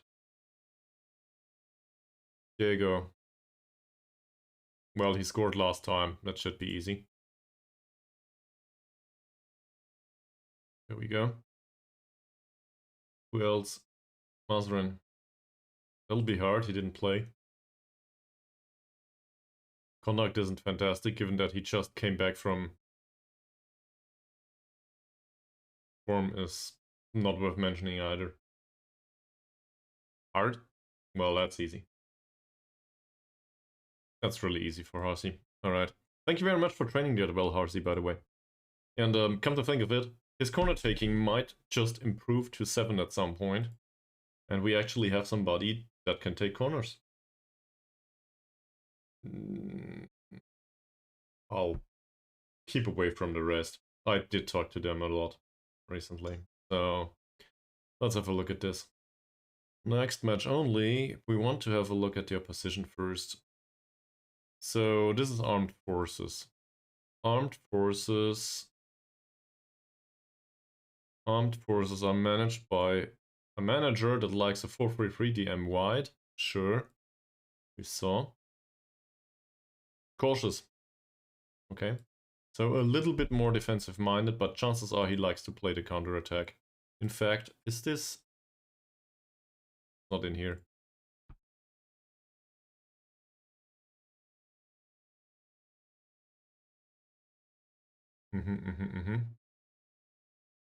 Near post corners, delivery in swinging. It doesn't say much about... There's no tendencies here. Okay. At least none that I know of. So that's what I was going for. Alright, we don't know. Chances are he will be a little bit more cautious. So in theory we could go more positive, but let's see if the quality of our squad and the attitude is enough to get a result. Is there anyone that needs to be rotated? We already did that when Servin is on the pitch. We have an additional spot for a foreign player if we want to. McManaman is hurt though, so... And Amat and Harsh Singh are the worst players in the squad. So I won't. I do think these two... He has good positioning. Strength is a little bit low. And his heading is a little bit low. He has really bad positioning for a central defender. Heading is really bad and the jumping range is debatable. But this is overall the worst defender, I would argue. He has 4 points of marking, by the way. Not sure what's going on there. But I think I'll keep the crosses mixed in these situations. So, striker, really low bravery, really low strength. Problem is he knows how to dribble. I'd rather not have a penalty in the cup match, so we won't tackle him hard. This one. Dribbling is a 6, bravery is an 8, most likely, strength is a 4. Again, normal tackles from my perspective, but not a hard way. Passing's really bad. He's left-footed, so definitely show him to the inside. First touch is rather low. Composure is rather low. This is a case of press for me. Technique is alright though. I'm really hoping that Badrul Hisham can win the ball from him from time to time. Roslan. Dribbling's low, bravery is low, strength is low. That's a hard tackle. Yes, dribbling is 5, but the rest is really low. I think that's the correct way to go. First touch and composure are decent, funnily enough. His crossing's shit though. Passing's alright. That's a weird situation to be in. In some way I would want to show him to the inside, but he has superior passing in comparison to the crossing, so I'd rather not do anything in particular. He might go to the inside anyway, actually, given that he's an inside forward, you know? So, really dumb idea, but maybe we show him to the outside. So we show him onto the right foot, despite that being his stronger foot, just to keep him away from goal. He can't cross. Or barely. So that's less dangerous. At least that's what I suspect. This guy can't pass. Definitely not side mark him. They can have him. Dribbling 6, strength is 2, bravery is low. I guess that's at least normal.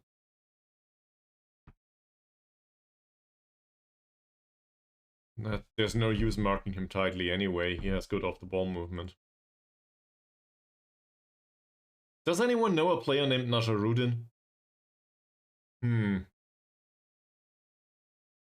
Kick him. Sorry, man. Long shots are great. First touch is good. Composure is good. This guy's dangerous. In a way. Not sure what to do with him otherwise. Passing's alright, off-the-ball movement's alright. We could try to press him, but as I said, first touch and composure are fine. I guess hard tackles it is, and that's okay. Yusvardi. Defensive midfielder. Passing is not worth mentioning, I think. Definitely hard tackles, given his dribbling, bravery, and strength. Composure's low, first touch is barely acceptable, I think. Well, closing him down due to the long shots will be hard. Just because he has the composure to pull it off anyway. The first touch is good. So chances are he will, even if we close him down, he'll be faster. And he has the composure to play a decent pass or take the long shot anyway. So closing him down will not help much, I think. The alternative, obviously, is to mark him tightly. He might not like that, and his off-the-ball movement is a bit little low, so you have it right there. I'd rather mark him that's the wrong one there. Najarudin. I'd rather mark him tightly, I think. Bokhari. He's left-footed only, so that's an easy one. At least at first glance. At second glance, his passing is also worse than his crossing, so that makes sense. First touch and composure are not worth mentioning. Dribbling's low, bravery is a little bit better, strength is also 5. I think, given the overall circumstances, hard tackles are in order. Mustafa, passing is 7. So, in build-up play, he's an appropriate option for a central defender. We try to mark him out of the match. Ahmad is the other way. We definitely don't. I'd rather not go hard tackles here. Normal maybe, but it's pre-instructed anyway. Ahmad has 7 points of bravery, even though he can't dribble. He might knock the ball past the opponent though, so basically closing him down might be a good idea. I do not want to overextend our pressure or our pressing though. And this... That's barely worth mentioning, is it? Crossing's bad, passing's bad, he's right-footed, so show him to the inside and that's about it. What about the goalkeeper? Command of area is very low, communication is very low, aerial reach is very low. All of this says floated crosses, but they have central defenders to cope with it. That said, this goalkeeper has weaknesses. So hopefully we can make him pay for it. Okay.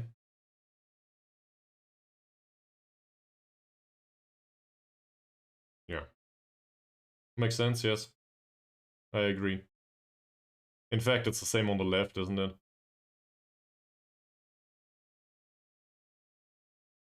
I mean, he's even worse. But it's very similar on the left. Nah, his crossing is acceptable. So let's not try to do this.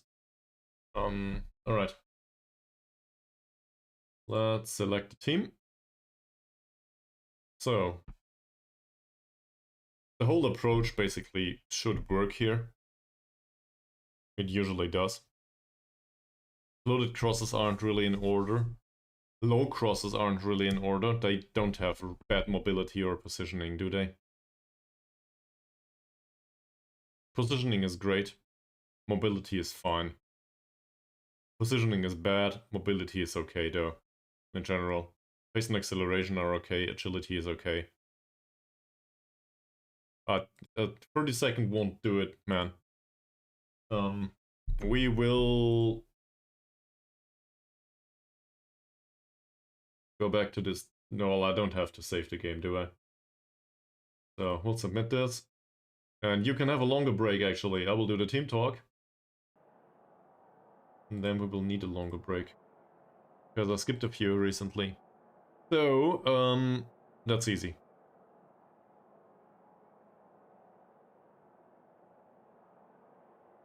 Actually, it's not. We go with this. Doesn't help. Encourage everyone. Encourage everyone.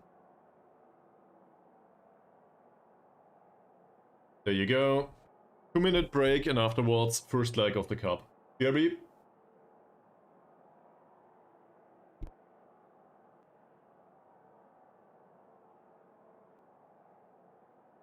Thanks for listening to my TED Talk.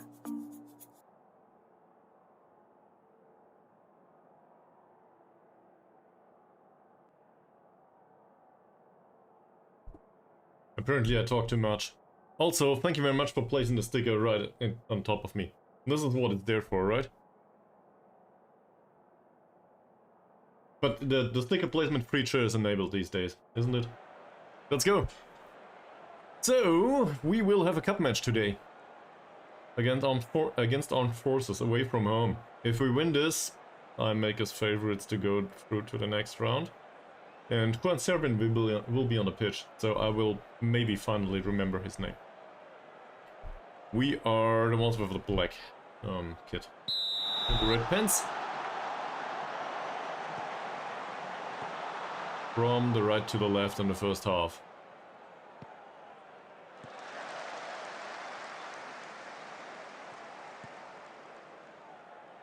Also, Juan Servin is a deep lying forward, isn't he? I'm confused already. So, let him play as a deep lying forward, why not?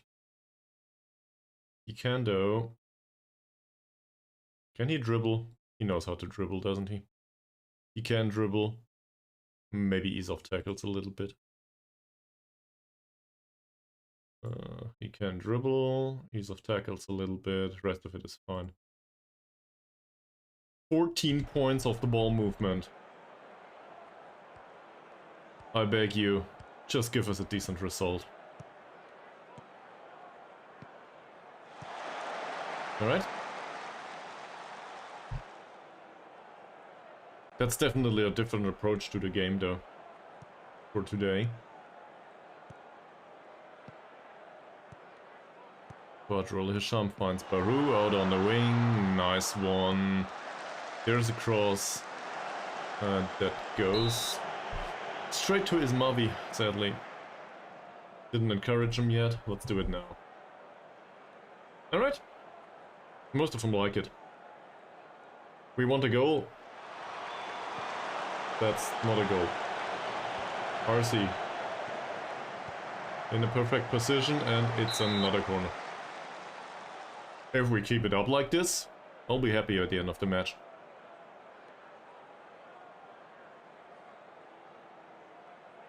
Ankun takes the corner.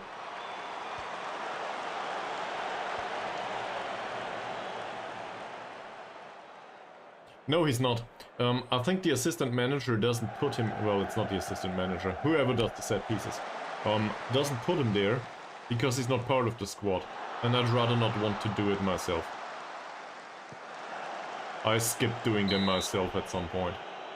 We'll have another corner though. And to be fair, it makes sense that he's in the middle of the penalty area too. He's a good goal scorer. So, Ankun takes the corners for now. Not too bad.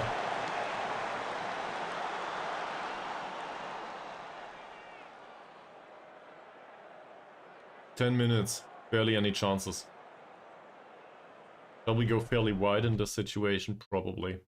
The fairly narrow makes sense somewhat, but we need to go down the wings here. So, I guess I'm willing to sacrifice some defensive viability. Mohd claims the ball easily, I might add. Nobody threatened him there. Let's wait until the end of the scene. I'd rather not want him to score now. Diego, Ankun, Zakaria, play the long ball. Or don't. Diego again. You know what? Look at this defensive line. Just look at it. Put him on attack. He can run with the ball. Ankun can have more passing risks and more direct passing, and we'll do the same with Diego actually. At least. More direct passing. The more risks, I'm not so sure. He has 9 points of passing, 8 points of vision, and his flair is a 7. In this situation though, we have 3 players on attack duty. Get it. And also pass into space. Let's try it. So, less possession, more play the ball here. If it comes to it. That's really bad though.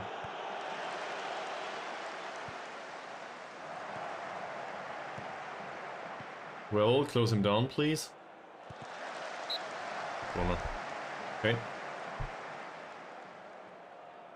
Possession so far has been fine. Pass completion is great at 93%. 22 minutes into the match though, we barely showed what we're here for. Baru wins this duel. Okay. Go guys. This is an important match. Juan. Nothing. Mazrin.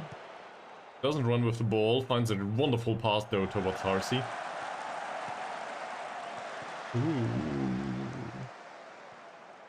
That could have been a penalty at some point too. Mazrin again. Again and again.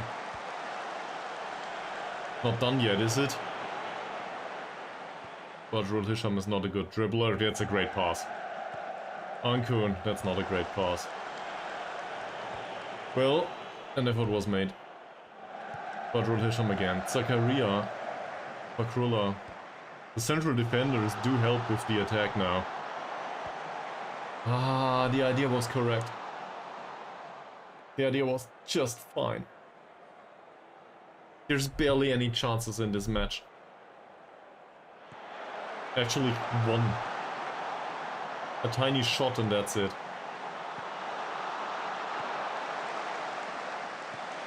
You gotta be kidding me.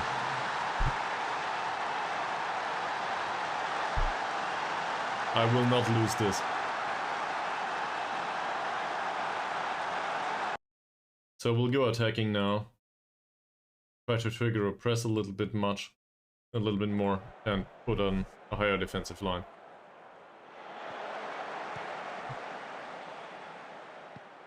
How? Roslan with a floated cross and Abdul Raub. That's just a mismatch, most likely, isn't it? This Abdul Raub, let me guess, he can jump, and obviously Badrul Hisham can't. Again. He's not even a good jumper.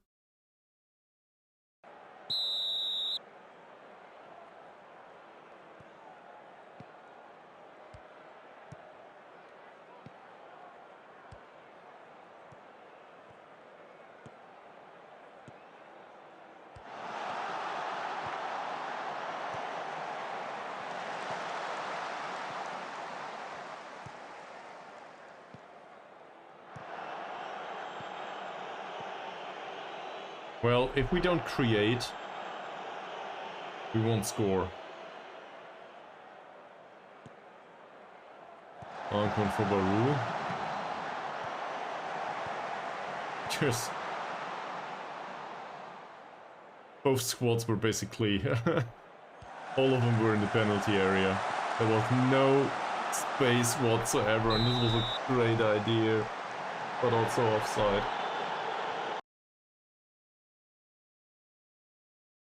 I will not berate him just yet. But the overall performance has been horrible so far. Ankon's free kick. And it's another one offside. A lot of offside situations so far. Yeah, this isn't good. We were unlucky, but this isn't good. So, we'll tell them. I don't know what's going on there. Yes, it's the first leg only. And there's a second leg. But none of you are doing your job. Azamat Jalil conceded a goal. Ankun looks stressed. Well, congratulations.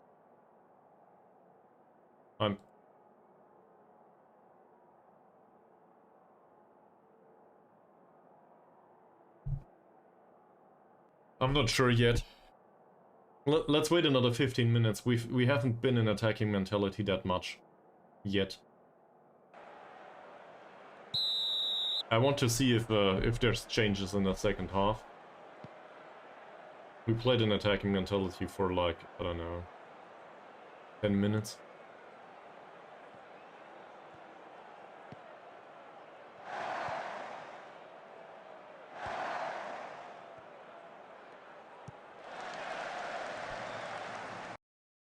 So I'll encourage them again, and if we start to create chances, then maybe I'll keep it there. Well, they need the encouragement apparently. They seem to have problems with the pressure.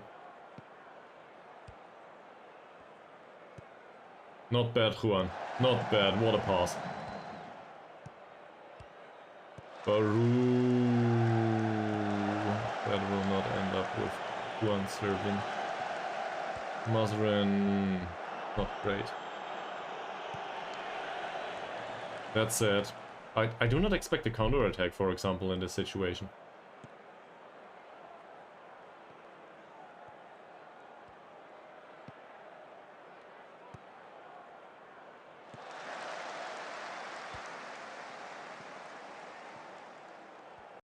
Zakaria seems to have issues with the build-up play here. So, the obvious situation here is, well, the obvious approach here is to pass into space. There's a lot of space here on both sides. Actually, also in the middle of the pitch. Which he tries to use. That's not bad. And... wow! Oh, shit! Took a long shot immediately. He can shoot from distance. So, there was a chance.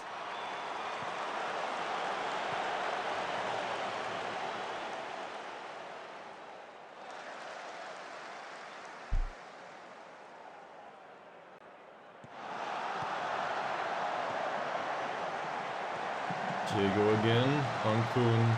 Back to Fakrullah. Not sure why. Badrul Hisham. Still Badrul Hisham. Okay. Interesting. That'll be another corner.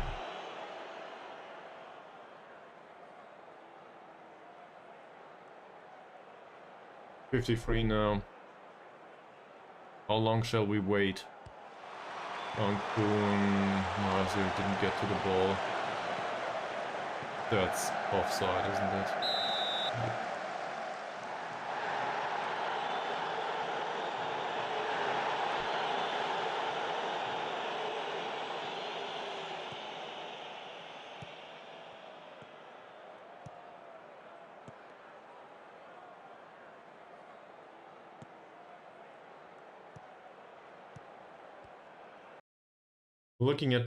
Looking at the overall shape. So what happens if we have a second defensive midfielder here? We have more opportunity for a pass. Then again, there's so much space out wide. On the other hand, I'd rather not focus down the wide areas specifically. They can also play a long ball just behind the defensive line. Or lose the ball like this. But there's enough of an opportunity here. There's 4 players basically straight on the shoulder of the defender.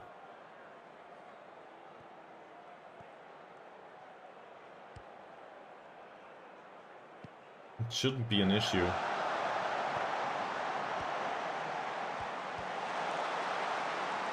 Whose pass was intercepted, if that was a pass. Zakaria. Would you create chances now?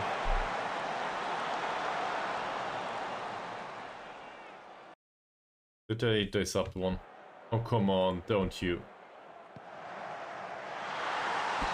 Of course. Alright, it's a change of formation after all. I'm not even sure if we did something wrong. So, Diego comes off. Elbow comes on.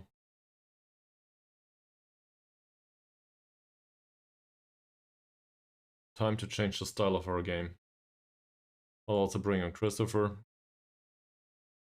Overlap on the left with Mazrin. Definitely get stuck in today. This is horrible. I'm not even sure what went wrong.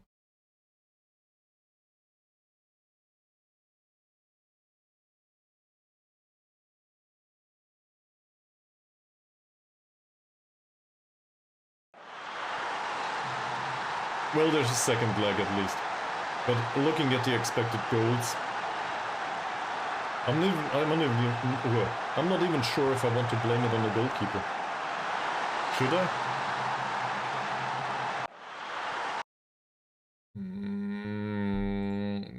Yeah, why not? True. Like this. So let's do fairly wide for now. There's also an argument to be made that we should maybe go through the middle. So even more narrow. Because, well, there's 2 players up front in the middle that could just muscle through there.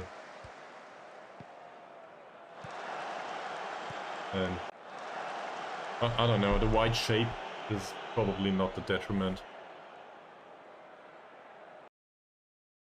So I'll definitely berate him now. Mahasir has a horrible game for some reason.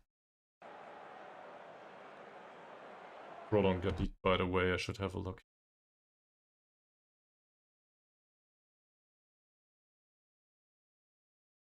Gerald Gadit is a good passer, right-footed only. Probably mark him out of the match despite being a central defender, at least for now. And I don't think we will out-jump him. Positioning is okay too. Not sure. Mobility seemed to be fine.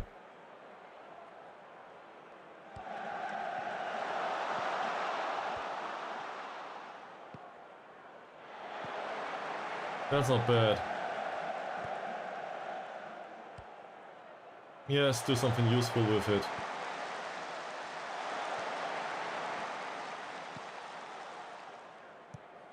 Still looking for the overlap. Can you finally create some space? That's fine. Good pass. Oh, come on, Juan. The only thing I want is that you put it in the back of the net.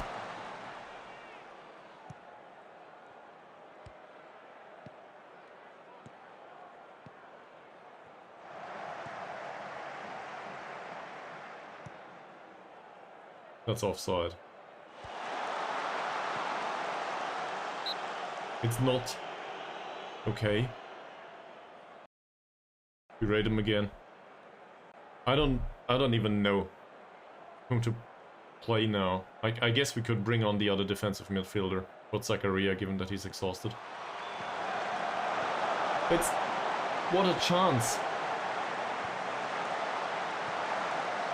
Yeah, well, I'm not sure about Ahmad though. Then again, we need creativity. But if we can see the third, the second leg is done too. So, I think it's actually useful to bring on the Loney here. And for the Ahmad situation...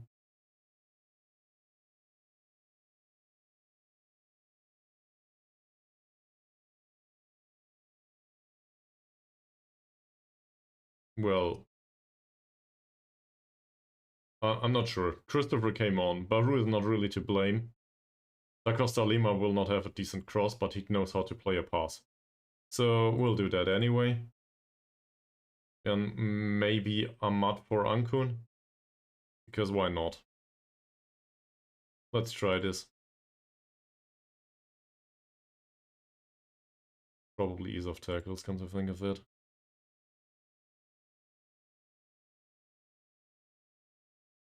Yep. Let's just give him 10 minutes. See what's going on. But I don't feel like we did much wrong here, other than conceding 2 goals.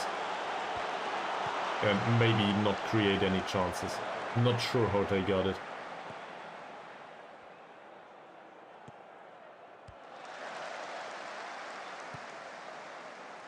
Sure.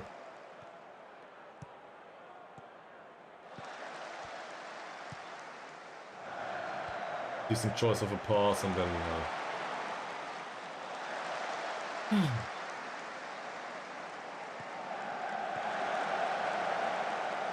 that ends up with a keeper. We could have tried to focus down the left, given he's on a yellow. Then again, Bokrari is on... I guess down the wings is not a bad idea. Like this, but it's way too late now. Well, we have 8.5 minutes. We can at least try to get a draw from this.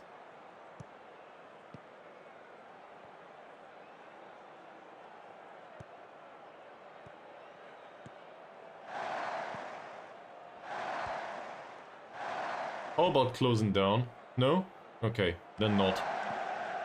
Then just give him a shot for the third goal. The defensive performance...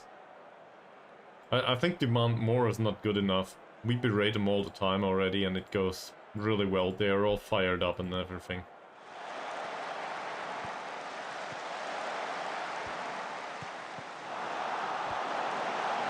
I should be thankful now that it's only 2 goals, shouldn't I?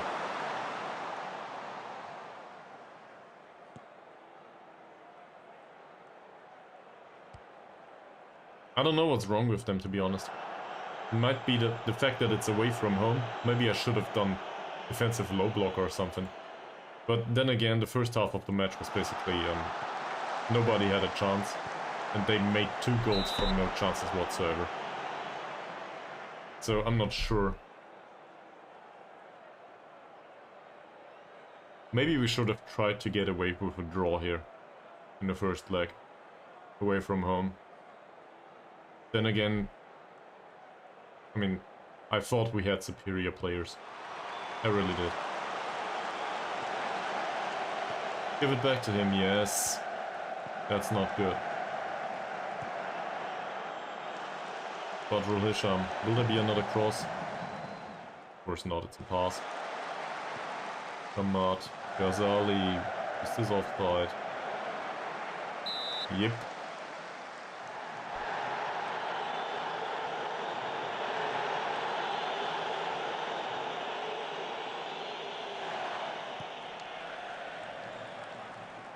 Overall, I think the pass into space maybe was too much.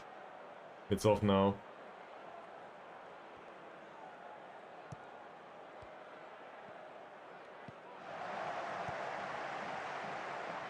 That was a decent pass.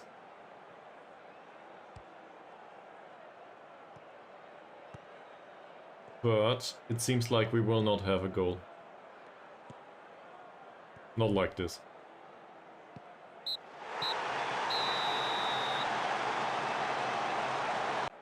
Well, that certainly made the second leg very interesting. And I think